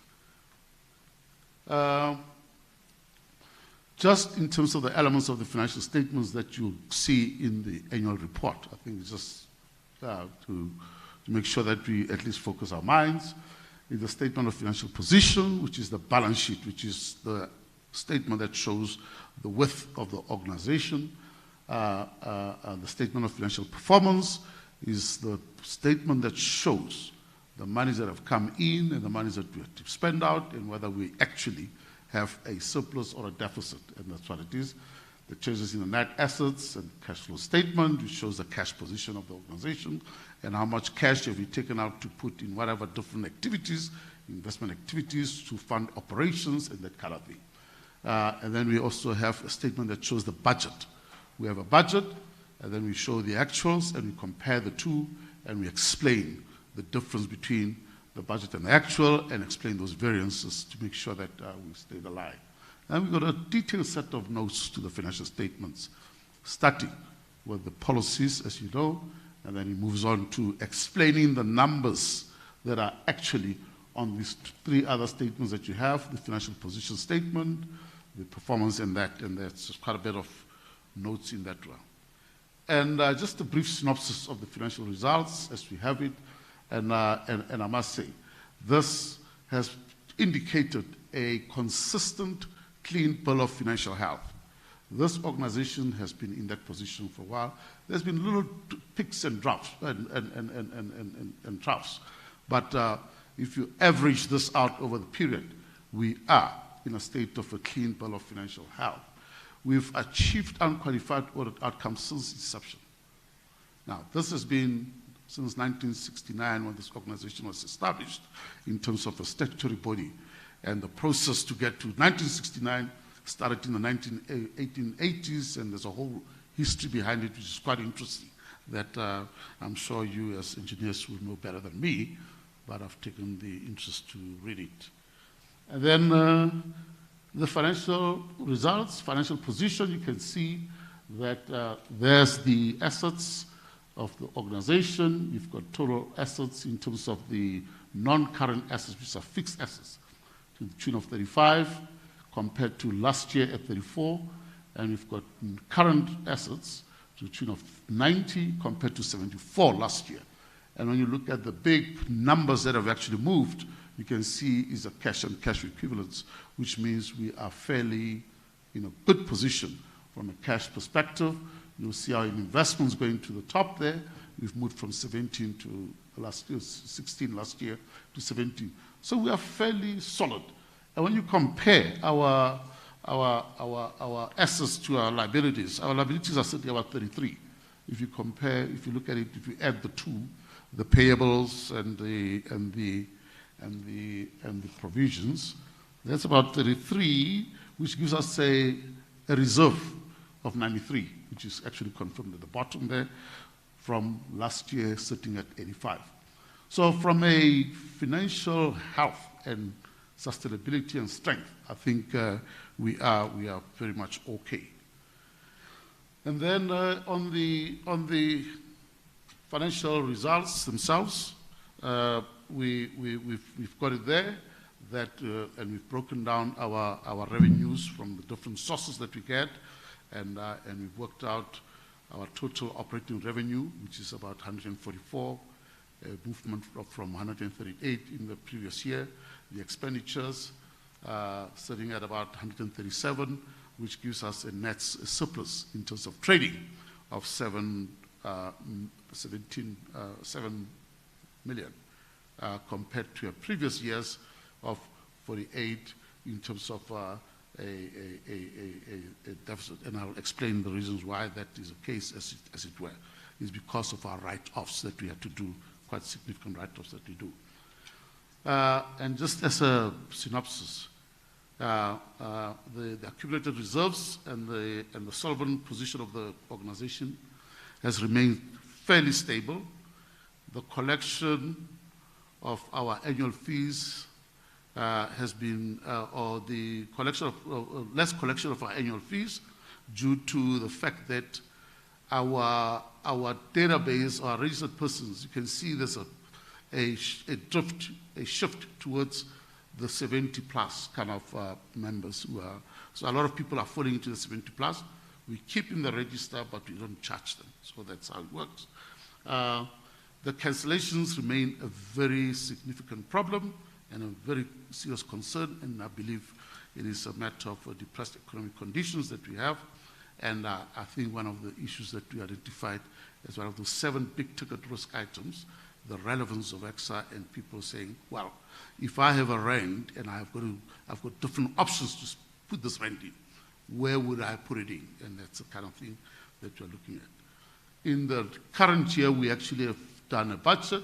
We are sitting at a deficit in terms of the refocus of about 4 billion rands. Now, that's a worrying trend, which means that our expenditures are starting to outstrip our revenue, which requires us to do something to arrest the situation, because then we are not generating enough revenue to support the operations. And then what we've done in terms of that, we've started to look at other avenues of how we can diversify our revenue sources and not rely entirely on the registered person, because everything else, if you look at it in terms of our revenue, and that's a split that I wanted to show you, it's 75% of our revenue comes from annual fees, and 8% comes from application fees. So that's all registrations related fees, basically. And the balance 7% coming from the accreditation of the programs of education, engineering education at institutions of higher learning. So we need to tilt this kind of split in terms of how the revenues are done. Historically, in terms of performance, as you can see, over time, the solid line that you see at the top there indicates the number of registered persons, and the orange lines indicate the revenues that you're collecting. And I'm just trying to compare the two. And as you can see, there's a close direct proportion, direct relationship between the numbers that we have in our registered database and the revenue that you are collecting. So when the numbers dip, we see that dip within the fees themselves, and it's something that then means we should try and arrest. And if you look at it in terms of the different contributions of the revenue, if I've indicated there, in terms of the annual fees, you can see, if you look at the tower, which is the total revenue, the annual fees are the ones that are following quite closely. And then I took the expenditure and just wanted to track it in terms of the totals where the expenditure was going down. And you can see that we have a significant, drop in expenditure in total. This orange line at the top, and it shows that dip in 2020, and the reason was because of the online and virtual working. I mean, we saved so much money, and as you can look at it, you'd see even in the next graph, it will tell you the proportion of the different expenditure line items to the total. And you can see the direction all of these are going. However, when you look at the salaries, you'd say, why are the salaries peaking in 2020? It's because the people remained. We reduced all other expenditures, so the salaries as a percentage of the total becomes that. So I thought I should just explain that before people ask me the question. And then, expenses versus total revenue, you can see as well. The quarrying thing is the years 2020, where you can see the blue line, the deep blue line, that's total expenses, and the orange line is the total revenue.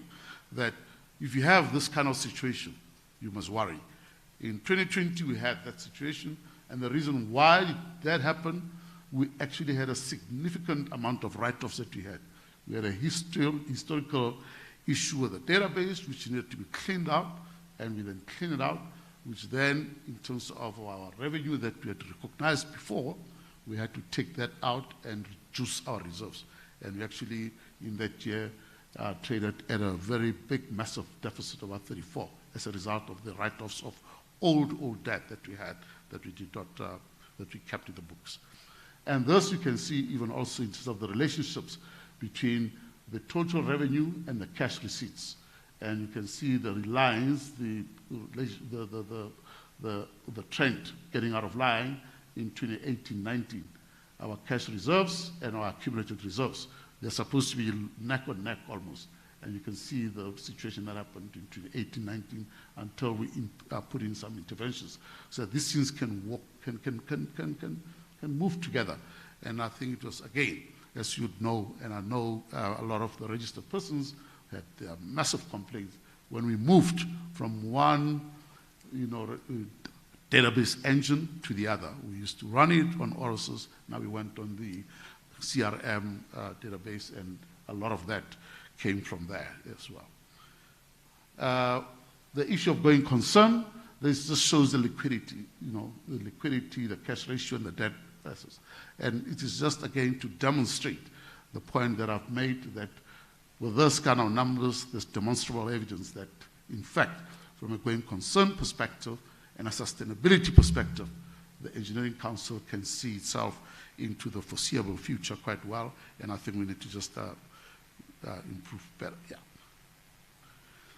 This is kind of a little busy slide, but what you see on the slide here is quite important information.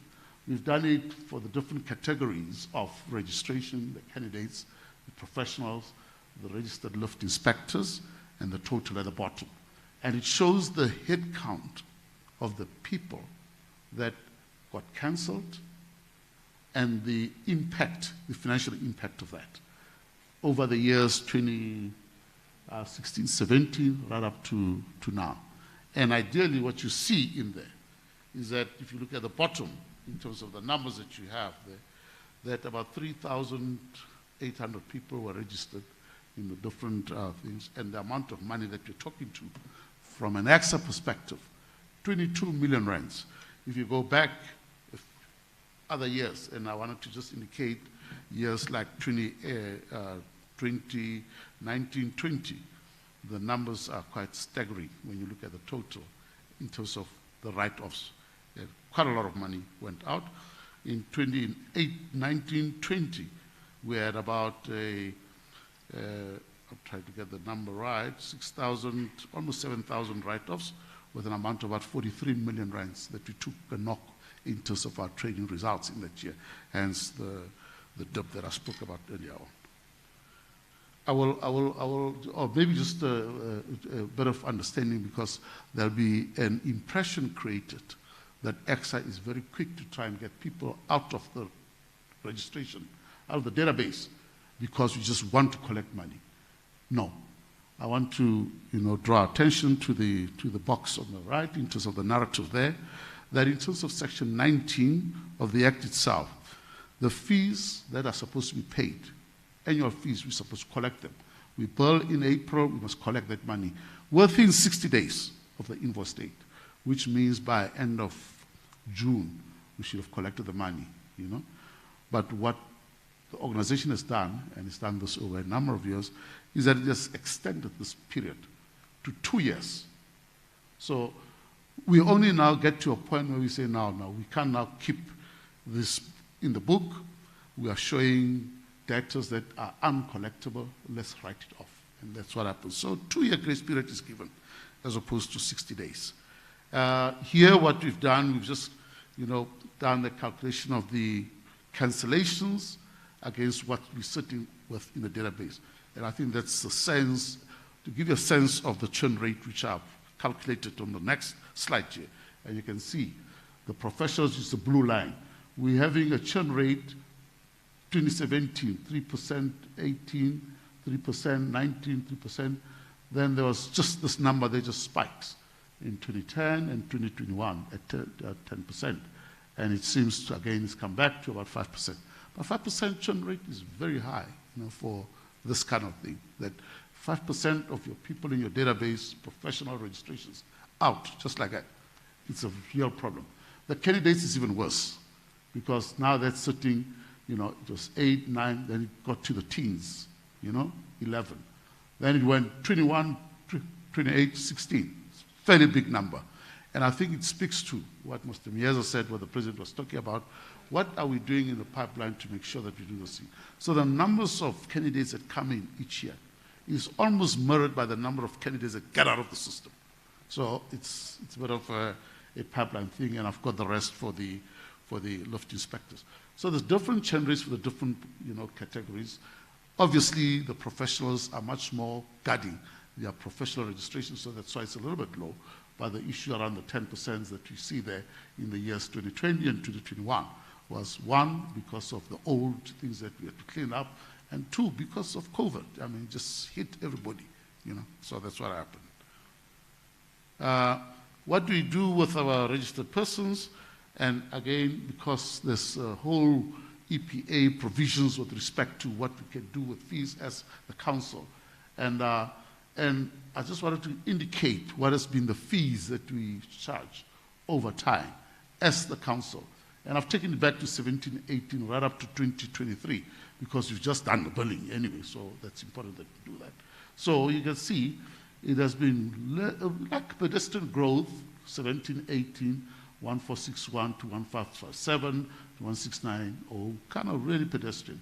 Then it went to 180, and then we kept it 1880 for the intense COVID period that we didn't charge any, increase the fees at all, and we just had a slight increase this year to accommodate that for the candidates and the professionals as well. And what happens in terms of, what are the fees that we give back? If you pay your fees within 60 days, you get what we call an early bird discount, which is about 100 rands for a professional registration and 50 rands for a candidate. But it will seem like small, but you have no idea how people love this, and they use it. Yeah. Then the issues around the dual registrations or membership of EXA and the voluntary association.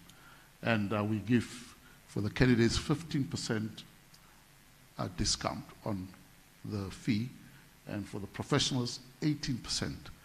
And over time, it's important that we indicate what have we given back because of this relationship between us and the voluntary associations. And you can see, in this past period, which billings that we've done, somewhere in the order of about 10 million rands put back to the registered person, 9.6, and that's has been over time. And we can go back to quantify this over time and compound it and all of that. We can do this kind of things. But what's worrying is the proportion of the total persons in our registered database who are VA members and non-VA members. And you can see with the candidates, only 14% in 2023, this past period that we've just built, are members of VAs. 2021, 18%. 2021, 25%. 21, 22, 18. 19, 20, 22%. So that number is way below the 50. Ideally, we are looking for 100% members who are candidates who are members of VA, so they can benefit from this. The other one that's worrying is the actual professional registrations themselves.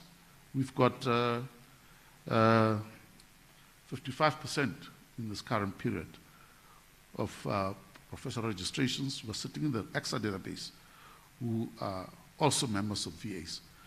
The non-VA members, 44, 45, 44 the previous year. The other year, 42. The other year, 48. So this is the kind of thing when you talk about the collaboration between the VAs and us, it needs to be strengthened because and have programs of trying to have registration drives jointly, basically. So that's what I thought would be important to yourselves. And we've engaged in a process to try and diversify our revenue sources. As far as indicated, our revenue is largely based on the registered persons, and we'd like to expand that, and we're doing that. Our first focus on this matter is we took a microscopic view, look into the accreditation of education programs at institutions of higher learning, and realized that we've been over-subsidizing institutions by virtue of the recoveries that we are making. The cost of doing this thing, of sending people to do physical visitations to accredit this, the programs, was more or less the cost to us, about 133,000 rands. But we were recovering somewhere of about 59 or 60,000 rands. So the gap, so big. We then started the process to do the 133 that we came to was after a very detailed cost quantification exercise and came to that cost. And now we're engaged with the institutions via the Dean's Forum. We've agreed with them that we need to find a process to fix up this thing. And they've agreed to it. We've agreed to a period to phase in the correct cost recoveries over a 2-year period. And obviously, we had to be understanding because, you can't just change things of institutions like those because they are subjected to very stringent budgeting processes of government. So you had to give them time to adjust their medium-term expenditure framework budget submissions, and that's what they've done. So over a 2-year period, we will get to that number in terms of the recoveries of costs, and that will be a significant change in terms of our profile, financial profile. You'll recall, in terms of the split of the revenue, the accreditation recoveries was only about 7%. So this will take it up to the teens in a way. So I think that's what we're doing. And we're doing a similar exercise of all other services that you are doing. I mean, there's things like, the CPD services. I mean, there's opportunities there. Even though we've got providers that are outside of EXA, there's work that EXA does that is not properly costed, the training academies, and so it goes as you have it. So we'll do this thing. And we, as part of the digitalization program that Ms. Mano spoke about and the President, part of the thinking around this digitalization, which we are driving, and I think we've put ourselves a period of the next 2 years. We should have arrived at where we want to get to, but the end result or the end state we are looking to is to have these things as we do them changed and implement these programs on ICT-based platforms that are going to have a fundamental transformation of the business model of EXA. And I'm not talking about the business processes, I'm talking about the business model. And it's a totally different thing, the business model where, you charge people, then you must get an invoice. We've got to think innovatively about how do we do this thing. Is a way of introducing a user pay principle in this kind of thing. How do we do it? So that's the kind of thing and the thinking that we have. I will not dwell too much in the corporate services except to say that the chair has indicated I've got limited time now. Our human resource, I'll just make one blanket statement.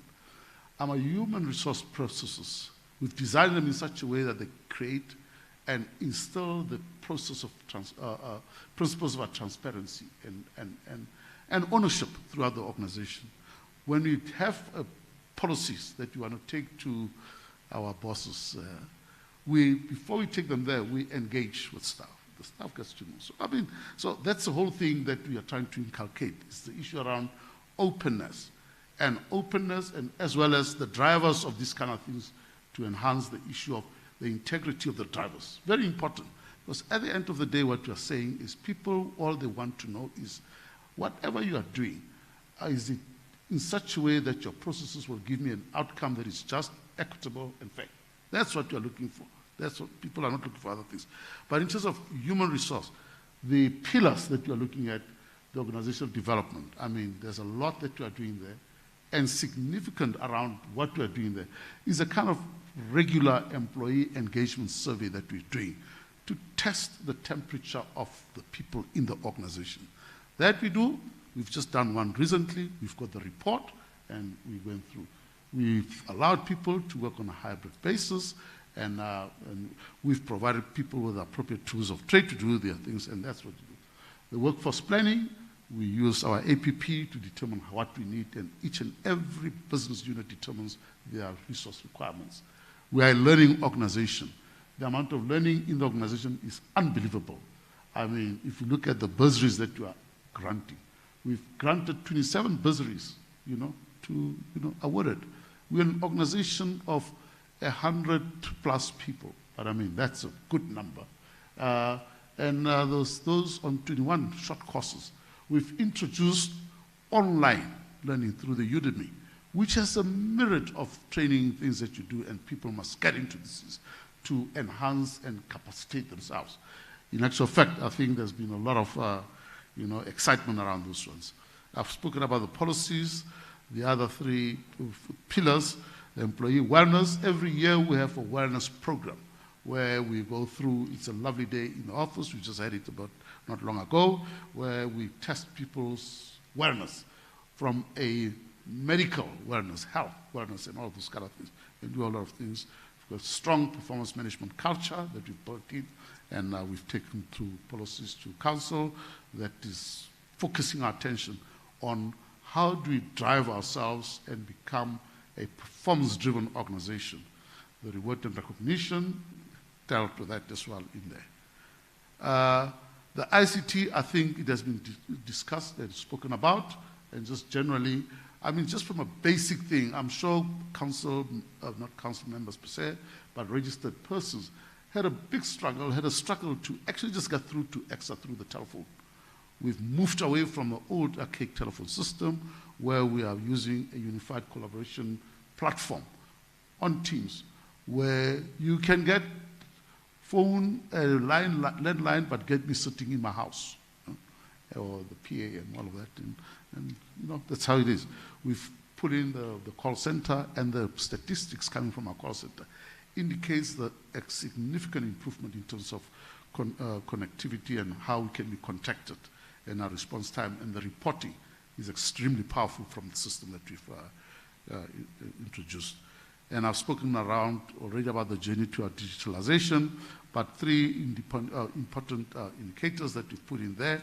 It's enhanced customer experience, integrated systems, and mobility. I think those are very, very important kind of things that we need to put in there. And we are in the hurly-burly of doing that in terms of identifying a partner that's going to drive us and walk this path with us to a point where we can do the things that I've just spoken about as a fundamental transformation of the business of EXA. Colleagues, I think I've come to the end, and I want to be pardoned for any mistakes that I may have done as I was speaking here.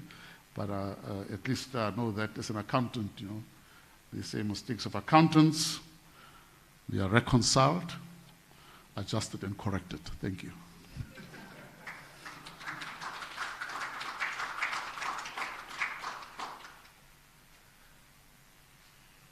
No, thanks, Ntate Mokgoro.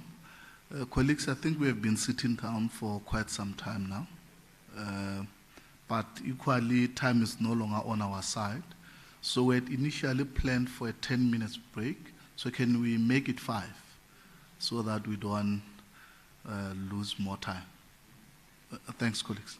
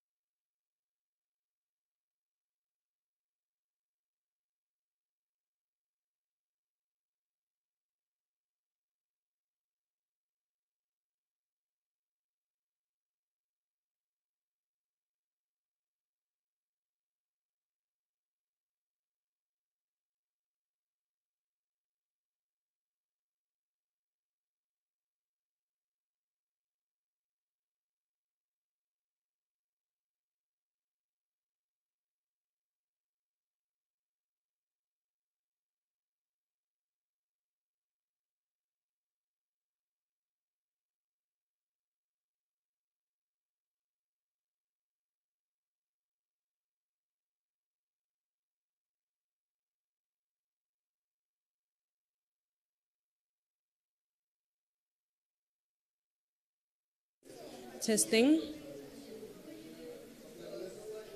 Can you hear me? Perfectly or what? cruiser level, yeah, yeah, Ox 1. Sorry. Okay. Ox 1.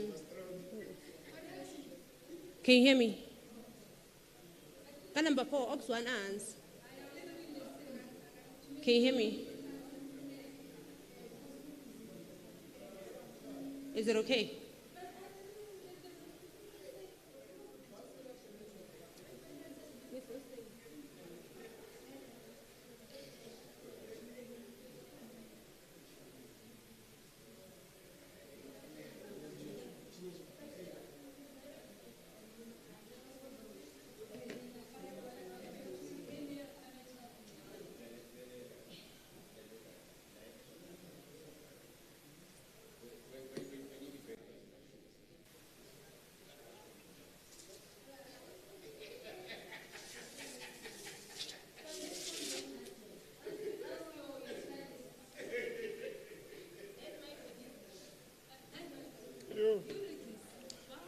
Thank you, thank you.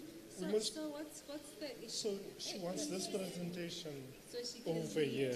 So, but we're projecting this. Yes, is this linked to the Yes. to the meeting? So can I just copy on the flash this leaving? Who? It's, I've got Can you hear me? I've got it. No, see, changes. Is it okay? When? Not this. Okay, Obviously, sure. she wants to read this. Yeah, that's why. Okay, okay. So can I just copy? I saw flash this email there.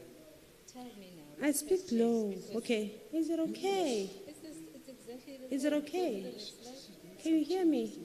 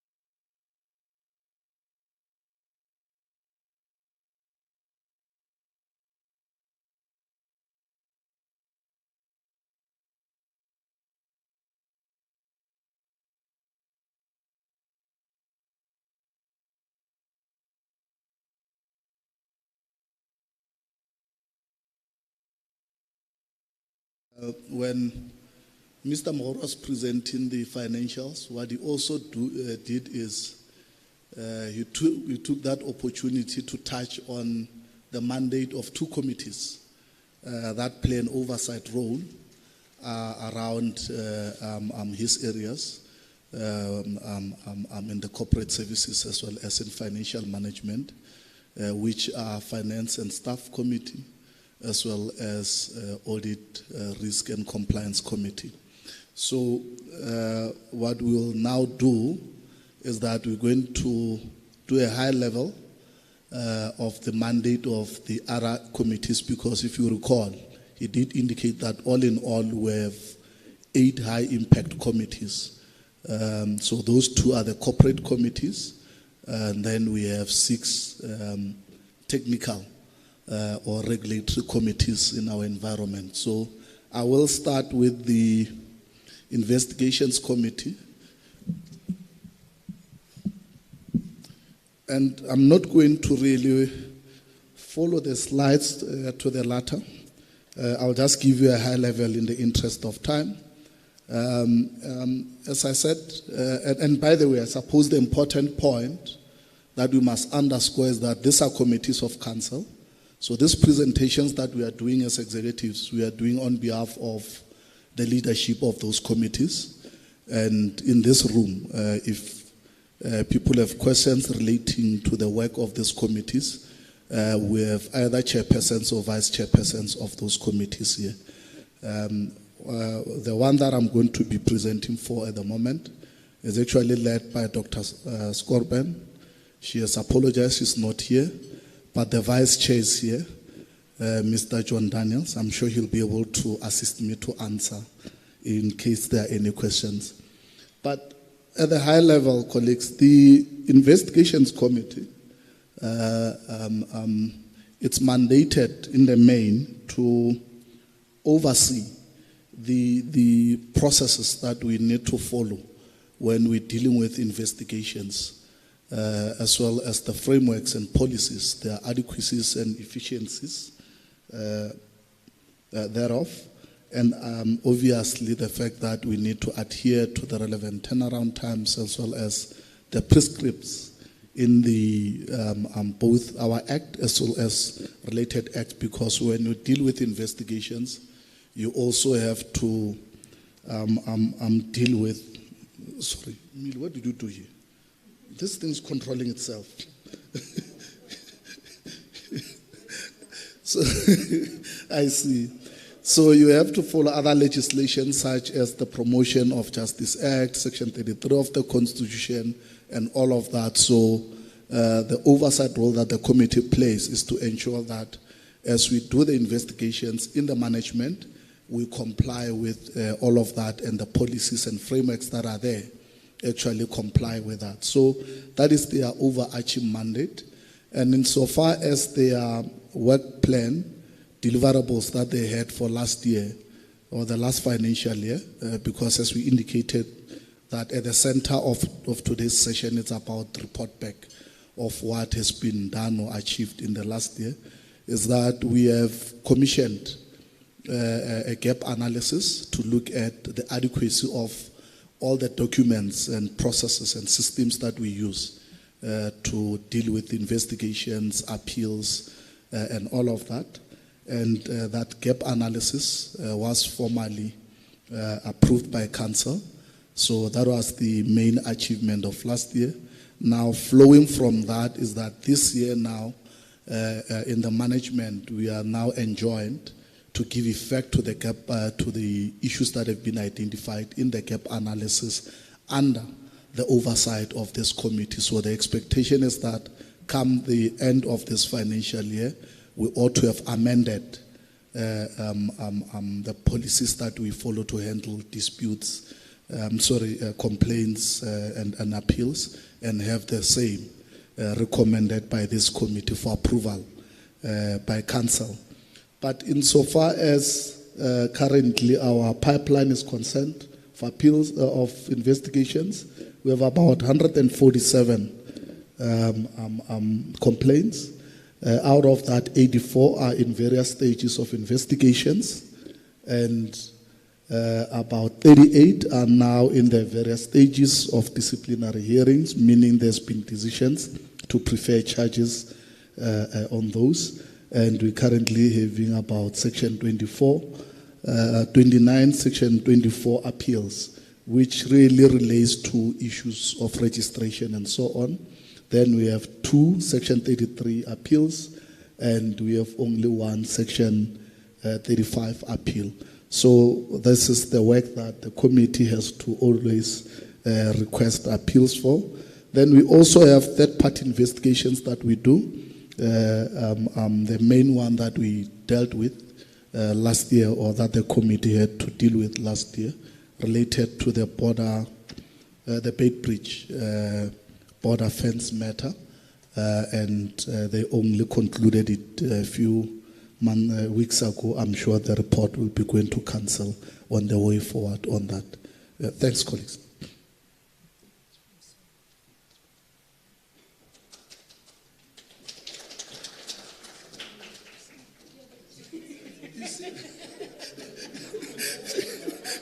You see, now I'm forgetting that I'm chairing the session still. But it's also this breaks, man. We shouldn't have taken that 5-minute break. Okay, colleagues, I think then the next presenter, and I'm not sure if I should just call, I think I should just ask both of them to queue so that they can just present one after the other. Dr. Francisca Bodma will come to present on behalf of the regulatory committees. Then after her, it will be Ms. Niniza Mchali, who would present on behalf of RPS. Thanks, colleagues.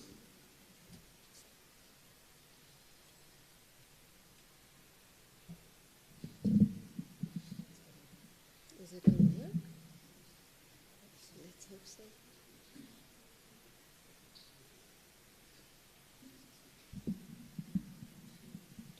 Thank you, Program Director. Am I well audible? Good. I need to move 2 slides today, colleagues, so excuse me. I want to say good afternoon to Mr. Mnyeza. Thank you for your introductory presentation, Madam President, VP, and also one of the chairs of my committees, chairpersons of council here today, council members online, our EXA staff online, our EXA CEO, outgoing and incoming. It's good to have her here as well. Fellow EXA executives, our EXA management team, EXA staff online, institutional deans online, who I hope are also online visiting us, academics, our VA presidents, CEOs, and last but definitely not least, our valued registered and we hope future registered persons that are also joining us online. I am Francisca Bothma. All of 3 months into the role of Executive for Regulatory Functions, very privileged to work with an exceptionally supportive and a strong executive and management team, and in my capacity responsible for the work of 3 business units within EXA: education, registrations, and continuing professional development. And with that, I'm going to move into the presentations. Hoping it's moving. So just to give you an overview, the work done within this division, colleagues, it gives effect to the EXA mandate as per the EPA, as well as encapsulated well in the EXA vision. The 3 regulatory functions, business units, are responsible to provide the administrative support and ensure operational efficiency for the accreditation of our academic programs at our institutions, for our education evaluations, the registering of engineering practitioners, the regulation of engineering practice quality via the implementation of our CPD standard, and thereby striving to protect both the engineering as profession and, of course, the public against substandard quality of engineering work. That is what we strive for.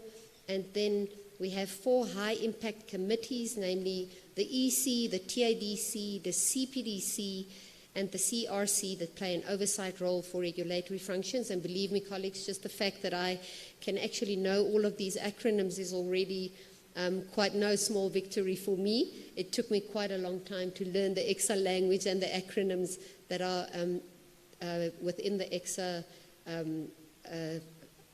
purview.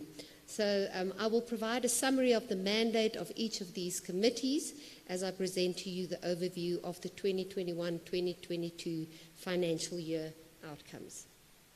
I'm going to start with the Education Committee. We have with us today our EC Chairperson, Prof. Didier Nyembwe. Thank you, Prof. Didier, for also looking into the presentation with me and making sure that I'm not saying things that I'm not supposed to say. The Education Committee has been mandated by Council to provide oversight in the implementation of policy and standards related to the matters of engineering education, which include program accreditation, qualification, evaluation and recognition, and to attend to matters pertaining to quality assurance in line with the local and international standards, thereby supporting the effectiveness of Council in relation to all of these matters. The next 3 slides, colleagues, will then focus on the main KPIs of the 21-22 work plan of the Education Committee. Did it move? Yeah? Okay. So just for noting, a program is endorsed with reference to the requirements in the relevant EXA qualification standards. The Education Committee supported the endorsement of only 2 programs during the 21-22 financial year, and then non-endorsement for that financial year in question were due mostly to programs presented not meeting the EXA qualification standard. The second outcome in relation to education evaluation, colleagues, in total the EC considered the outcomes of 240 education evaluations for substantial equivalency, of which only 11 were not recognized. The slide to your left shows the number of qualifications evaluated on a monthly basis that were found to be substantially equivalent to the South African accredited B-Eng and the BSc Eng degree, 62 programs. Also the number of qualifications that were found to be verifiable for recognition through the provisions of the Washington Accord. The slide to the right shows the number, colleagues, the slide to the right shows the number of qualifications evaluated for registration under the technology and technician programs, and they were found to be substantially equivalent to the South African accredited B-Tech and national diploma qualifications and applications received through the alternative route of individual assessment. Then the last slide, in terms of our Education Committee, colleagues, are the outcomes of our program accreditations. The EC considered 22 professional engineering programs from 6 institutions and 89 engineering technology programs from 10 institutions during the financial year in question. It is not possible for me to report on the outcomes per program. There are simply too many and we don't have time. But suffice it to say, as noted in the table, that 5 institutions, all of their programs were accredited with our provisions, and they will thus fall within the cycle of regular accreditation. The remainder of the institutions had a number of programs with either concerns or deficiencies to be addressed, and thus were either provisionally accredited or requiring an interim report, and if necessary, a visit again from the panel to show proof that they have addressed the concerns or the deficiencies. And that, colleagues, is the Education Committee presentation for the financial year in question. I'm going to move over into the Training Academies and Development Committee. Our chairperson is Ms. Linda Njumane. Also welcome and thank you for joining us today. The TADC, colleagues, is a relatively new high-impact committee of Council, expressly mandated by Council to provide oversight in the implementation of policy and standards related to the certification of training academies and accreditation of training programs offered by these academies, and to attend to matters of quality assurance related to these academies. As a short overview, colleagues, as there may be stakeholders in this meeting that are not familiar with the concept of a training academy, Training Academy is an EXA initiative intended really to give effect to EXA's strategic objectives and stakeholder expectations regarding the enhancement of the mentorship, the developmental opportunities, and the discipline-specific training of our engineering candidates. We've heard a lot about that today, colleagues, that there's kind of a blockage and a backlog in terms of candidates coming through the pipeline into professional engineers. And one of the initiatives that we are placing forward to our stakeholders is the certification of the training academies to look into this blockage that is obviously an issue within the sector. And although it took some time for this initiative to get off the ground, colleagues, with the pandemic having slowed the process after its initial inception, some progress were made during the financial year in question, which I would like to show you.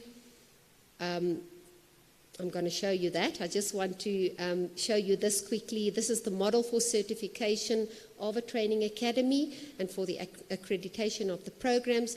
I will not expound on this slide, colleagues. You can see it, and we will provide it afterwards as well. But it speaks for itself, and it provides a glimpse into the EXA model for certification and accreditation of these academies. Of importance to note is that the regulatory framework for certification and for accreditation has already been approved by our council, and EXA is really moving forward at a good pace with this initiative. This is indicated in the next slide. So these are the outcomes thus far.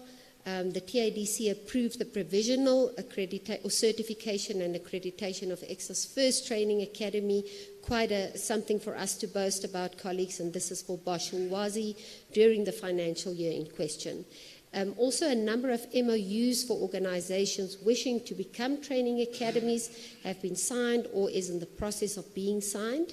Nexa and Rand Water have submitted their application for provisional certification this financial year, and EXA is also in discussions with both Eskom and the City of Tshwane currently, both also interested to look into the initiative of training academies. Also important to note that the Regulatory Functions Division is actually also in consultation with the DPWI, who has also expressed interest in this important initiative. So for the TADC and for regulatory functions, colleagues, we take it very seriously to take this initiative forward, as it will really address the need for structured and appropriate training and mentorship for our candidates and to provide for a good pipeline towards professional registration. And we want to take this time and this opportunity to everybody listening online, and especially the voluntary associations and other organizations and that are listening in, to take this matter seriously and to maybe involve their organizations to participate in the initiative of certification for a training academy to assist with the candidates that are also registered with them. Then I'm going to move forward to our third high impact committee for regulatory divisions. Our CRC chairperson for the Central Registration Committee is Ms. Otilia Mtetwa. I know that she is online. She's not with us today. Thank you, Ms. Mtetwa, also for going through this presentation with me. This committee, colleagues, obviously responsible for the registration of our persons and looking after our database for registered persons. The CRC was established and mandated by Council to provide oversight into the processes relating to registration. The CRC is also responsible for oversight of the implementation of policies and systems that support the effectiveness of Council regarding all matters to do with registrations. What will follow, colleagues, is a brief look into the work of the Registration Business Unit as considered and approved by the CRC during the financial year in question. First of all, just in terms of statistics, of the total number of 52,783 registered persons in the EXA database by the year end, 34,074 were professionals. That's about 64.7% of the total.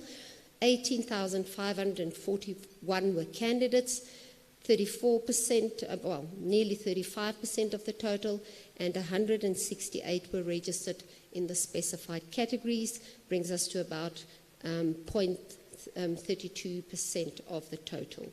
For the financial year specifically, 3,530 applications were received by the CRC, and in total 3,468 new registrations were approved, and this brings the refusals for that year to only 62. The refusals were mostly due to competency not being demonstrated in a number of the required outcomes as deliberated on by the virtual panel members and as advised by the CRC. Of the 3,468 new registrations, the CRC then recommended to Council 2,652 candidates, 801 professionals, and 15 for registration in the specified categories. Going to move on. Persons registered per specified category. I hope you can see the fine, very small print, colleagues, sorry about that. But to note that by the commencement of the 21-22 financial year, Council had by that time approved 5 specified categories. CRC recommended to Council the registration of 132 lifting machinery inspectors, 9 fire protection system practitioners, 6 lift inspectors, 2 civil technology laboratory controllers, and 1 medical equipment maintainer. Whereas there were only 5 specified categories by the end of the 21-22 financial year, I can say also that in this current financial year, we have already approved 4 new specified categories, and these are the dam specialists, the dolomite specialists, engineering management practitioners, and enterprise integration practitioners. So we're looking forward to see the numbers rise in those specified categories as well. Then we look at candidate registrations. You've heard from other speakers that the candidate registrations have enhanced significantly over the last few years. So this has already been noted. What will be of interest to the audience, whereas the registrations of the professionals dropped slightly, colleagues, from the previous financial year to 21-2022, there was really a noticeable increase in candidate registrations in all the professional categories. In total, there were 546 more candidate registrations than from the previous financial year, and this upward trajectory for candidate registrations is actually continuing into the current financial year, so we're seeing that trend coming forward. This does bode well for the identification of engineering work regulations that will be enforced from March 2024. I know my next colleague will speak more on the identification of engineering work. We are doing a lot of work in that regard from EXA's side to also show our registered and unregistered persons the implications thereof, and also to assist them on the road to registration to make sure that they can adhere to the regulations once they are implemented. Then just looking at the total registrations by gender, our CEO of CBE also touched on transformation, while the numbers by gender and race, as he also noted, indicate that engineering as a profession is still mostly a white male-dominated environment. The CRC is noticing that there are really strides being made in the increase of the number of females registering with EXA, and also in the number of African registrations. This will be more evident in the slides that follow, which I will show you.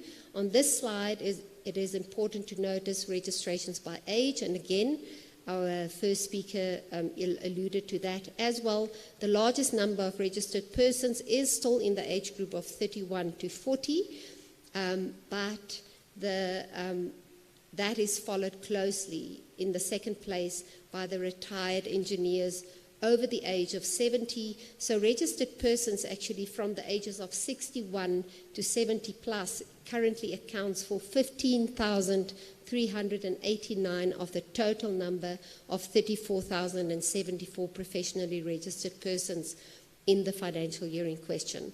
So this does have important implications for EXA as we want to harness the knowledge and the experience of our veteran engineers, and that has also been noted by our president in her address. So we've got many initiatives that she also spoke to in terms of mentoring especially, and we want to harness those persons also in our training academies, so there is an initiative to work with that too. We are looking to our retired engineers to really capacitate the new generation of engineers for EXA, and EXA will more and more be coming to our retired engineers in terms of these projects. Going to move on, colleagues. New professional category registrations for 21-22. The CRC can report that during the financial year in question, EXA was seeing the registered persons database really slowly but surely transforming, whereas in 2020-21 financial year, 779 females were added to the EXA database. During the 21-22 financial year, these numbers climbed to 905. It is also evident from the above that more African engineers are registering across the different categories, with African registrations in 21-22 accounting for nearly 60% of the total growth numbers, growing towards the national demographic where Africans make up 81% of the distribution. The age distribution also looks a little bit more favorable when we only look at this specific financial year in question, with the younger age groups being in the majority and the registrations of persons over the ages of 61 visibly decreasing. That might also be the cause of the brain drain, so it has a positive and a negative effect, but EXA, as we've said, we're looking at initiatives to harness also that specific important impact. EXA is really very much aware that a lot of valuable experience in the profession comes with age, and that work has to be done to make use of our veterans to mentor and train the younger generations. This graph, and I doubt you will see the content of it, colleagues, but important to look at the trajectory. It indicates to us the growth trajectory of female registration trends with EXA over a 10-year period of time. So I will provide you just with the numbers since you will not be able to see. In 2012, there were 278 new female registrations with EXA. These numbers climbed to 469 in 2016, to 642 in 2019, and to 639 in 2021. So EXA is really hoping for a steady growth in number of female registered persons from all cultural groups year on year. 1 minute. Okay, I'm gonna go past this slide and go on to the CPDC since we only have one committee left, colleagues. The CPDC has been mandated by Council to provide oversight in the implementation of the EXA CPD rules and standard and all matters that are related thereto. I wanted to give you a quick overview in terms of who must do CPD. I think this is knowledge that most people and stakeholders in this group and online are already au fait with. So this is just a slide in terms of who needs to do CPD. Obviously all our registered persons in a 5-year cycle. Also the requirements for renewal to take note of. I'm not going to spend time on this slide as I want to get to the work of the CPDC. Again, the implementation of the new CPD standard, it has been going very well, colleagues, and we are most impressed in terms of the work being done by the business unit and with the CPDC oversight in terms of the implementation of the CPDC standard from levels 1 to 4. Then renewal rates for 2020 to 21 versus 21 to 22. Of importance to note in this slide is that there is really a lot of work being done to prioritize support to non-compliant registered persons to comply with our CPD requirements. I can really attest to the fact that the CPD business unit continually follows up with these persons to see whether we can get them to comply to the CPD requirements. It happens on a continual basis. The CPDC is obviously not yet satisfied with the renewal rate, but we are cognizant of the fact that the CPD business unit is working tirelessly to look into this.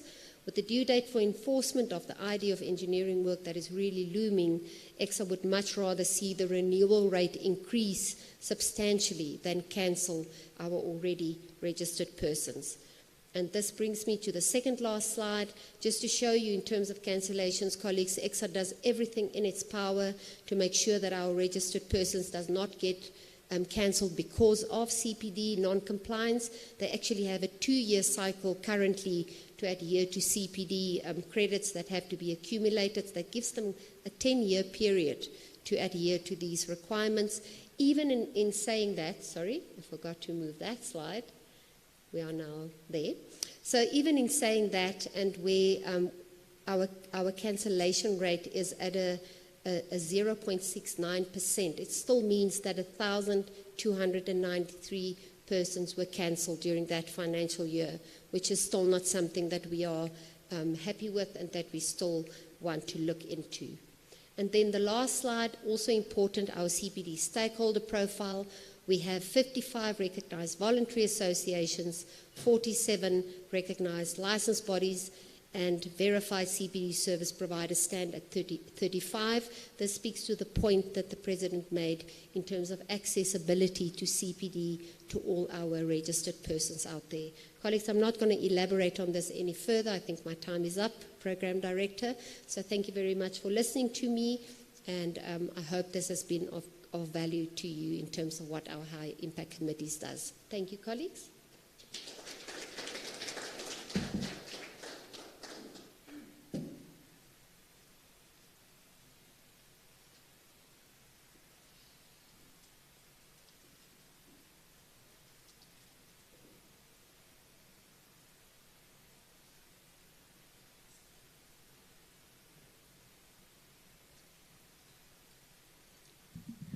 Good afternoon, everyone, particularly our council members, the President, the Vice President, our new CEO, and our colleagues. A very good afternoon. The Research Policy and Standards, it's one of the EXA High Impact Committees that oversee the work or that is done by the Division Research Policy and Standards. And the committee is responsible for oversight on research, regulatory instruments, development and review, and consider EXA draft policies based on research output and making recommendations to the Council for the approval in line with the organization's strategy, prevailing norms, local and international standards. So that's what the committee is responsible for, and it oversees the work of the Division Research Policy and Standards. So ordinarily, we always give a value chain that we follow.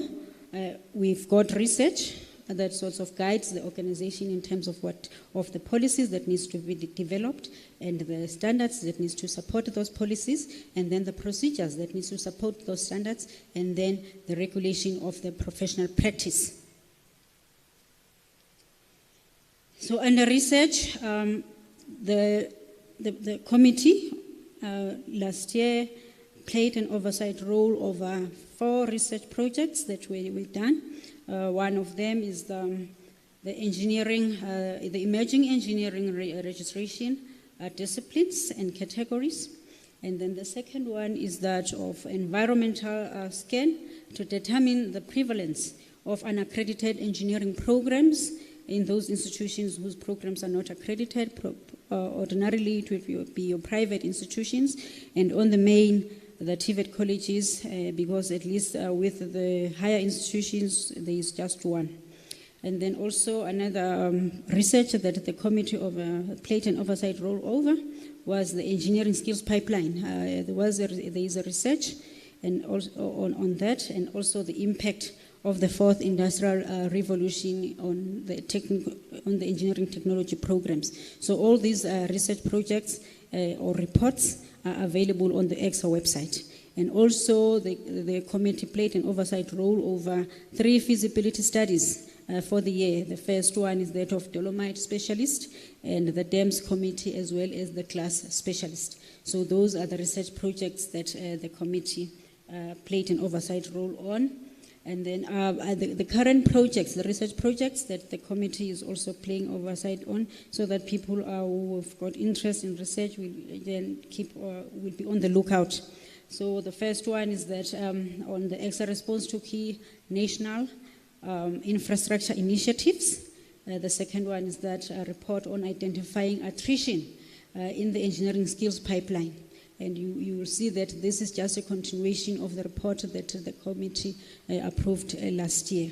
And then also the research report identifying reasons for the decline in the renewal rate of registered persons. I know that our colleagues have already touched on the decline decline on renewal rate of registration, showing cancellations that happened over the years. Over the year, both based on CPD and other and financial issues. And then the other one is that of knowledge management.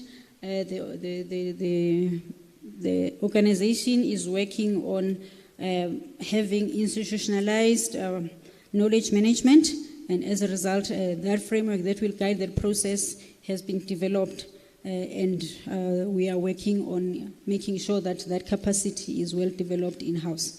And also the study on proposals for adding new engineering disciplines to EXA. That one is an ongoing thing because we know that the sector is changing all the time, and also is tasked with publicizing or publishing different articles on engineering matters. So far, 2 articles have been published. The first one was that of class specialists, and then the second one is that on the identification of engineering work. And then also we are working on the feasibility study for the introduction of new specified categories, water systems specialists, and the last one is that of feasibility study for the introduction of new discipline, automation. So these are the current research activities that the committee is playing oversight on. And then when we move on to the policy development and review, the committee approved 7 new documents. The first 2 ones is that of the identification of engineering work standard, and then the second one is that of the framework for skills transfer and retention. So the latter is just meant to support the business strategy of the organization where we are using peers, and we also just want to make sure that the skills that we have, we do not we do not lose. Instead, we capacitate new and upcoming registered persons to be able to support the business. And then also the 5 DSTGs were developed, and I know my colleague have already touched on the engineering management. The document that will support the candidates has been developed, and also the 4 different certificates that are offered by the government. So the GCC certificates to support and streamline the registration process for the professional certificated engineers. And then also the documents that were reviewed in the previous financial year, it's 22. This is one of those documents, the framework that is used to guide the development and the review of EXA policies, just to ensure uniformity in terms of how the documents are done. And also 2 documents for education were also reviewed. These are 2 documents that were reviewed in the previous financial year, and they are both endorsement process documents, just to support the endorsement process to ensure uniformity in terms of how the endorsements are done. And also for the registration documents, 12 documents were reviewed in the financial year. There are many. I'm sure those who are keeping tabs on what we are doing may have already noticed, because these are the documents that we ordinarily use to support the candidates so that they see how far they are with their learning and in terms of readiness for registration. And also on the A series is the documents that guides the a certification of training academies as well as accreditation of training programs. So there, after the certification of Bosch Ulwazi, then we then reviewed the documents just to make sure that now that we have gone through the road of certifying and accrediting programs, then the process is streamlined very well. And then also for this year, the committee will be playing oversight over these key documents The first one is that of registration pathways within professional categories. This is a document that intends to address and ensure that there is uniformity in terms of assessing applications if a person is registered in one registration category to the next registration category. And also, we are working hand in hand with SAQA and DHET and QCTO to come up with mechanisms to acknowledge or recognize or even accredit TVET college qualification or TVET college programs. And also another one is that we are working on the policy proposal to align graduate attributes to registration competencies. I'm sure earlier on the previous presenters have touched on our signatory to the IEA, and this speaks to the recently reviewed graduate attributes as well as professional competence. And then these are the IEA accords that we are part of, and as well as the competence agreements. So they are aligned. They are aligned in terms of the qualifications that we are offering. So for engineering qualifications that results to registration as a professional engineer, there is a Washington Accord. For technologies education, it's Sydney Accord. For Dublin Accord, it's for technicians. And then also these for agreements. And then on the professional practice, we've developed again a number of documents. My colleagues have touched on the codes of practice that have been developed and approved by the committee. And as we are sitting here now, we've got 4 codes of practice that have been approved. And this flows from the overarching code of practice that was approved last year and gazetted in March 2021.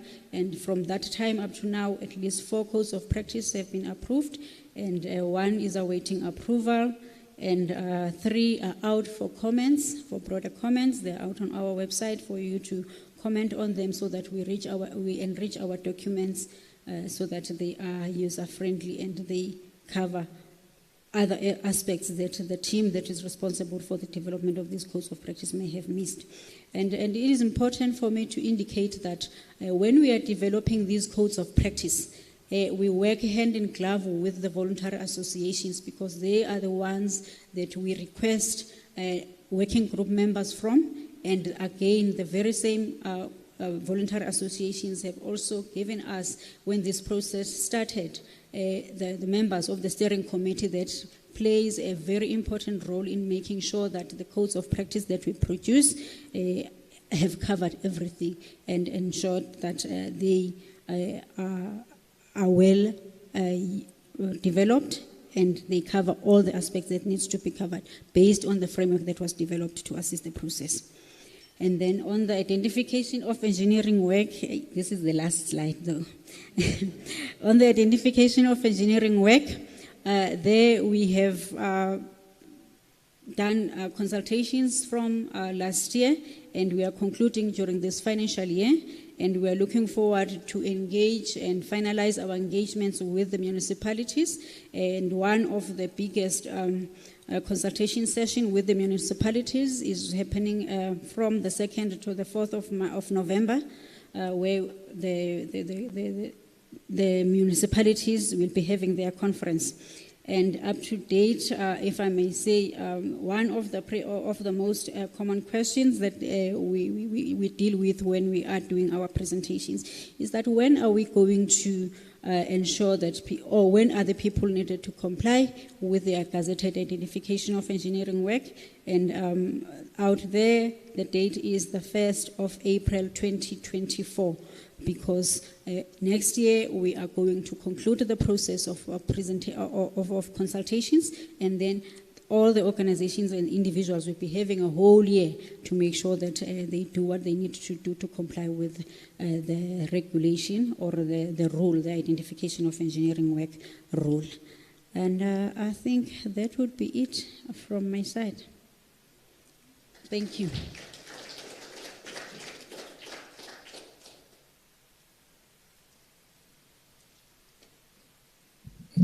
not sure if thank you is directed to me because I gave you a few extra minutes. But thank you, Ninisa. Colleagues, I think we're supposed to go into the Q&A session. So I just want to check if maybe we have any questions online. If we don't have questions, which is something that makes me happy, it means that the presentations were very clear and no one is confused or doesn't understand anything.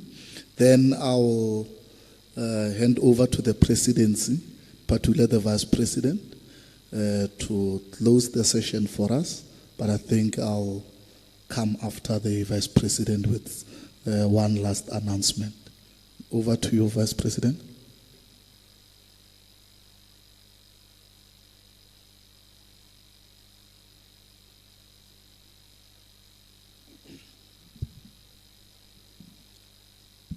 Some of us are vertically challenged. Colleagues from the Office of the President, let me take this opportunity to start by expressing our appreciation to the executives, management, and staff members of EXA who have continued to lead with tenacity during challenging times. This team has maintained the values upon which EXA is premised and continued to perform in the best interest of the organization. We applaud you for remaining committed to the strategic vision through your daily responsibilities. To our colleagues, the members of Council, who have been tasked to provide an oversight strategic role to the mandate of EXA, your support and committed to EXA is appreciated. Ndoda yakwambonambi, CBE, CEO, you are a soldier. Thank you. In conclusion, we wish to assure you that we as EXA have heard you. Yes, we are indeed aware of the complaints. The EXA offices is inaccessible, unresponsive at times, that we are never reachable on the phone, nor we are responsive to your emails. We are here to tell you that we have now turned a corner. We want to treat you as the VIPs that you are. We are talking to you, ladies and gentlemen, the registered professionals, the soon-to-be registered professionals, the students in the engineering pipelines at various tertiary institutions. You are most important stakeholders. There is no us without you. We exist to serve you. I thank you.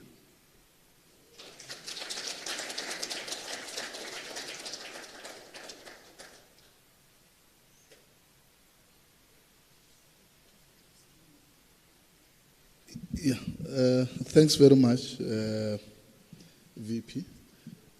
Colleagues, I think we have come to the end of today's session, so we can switch off the live streaming.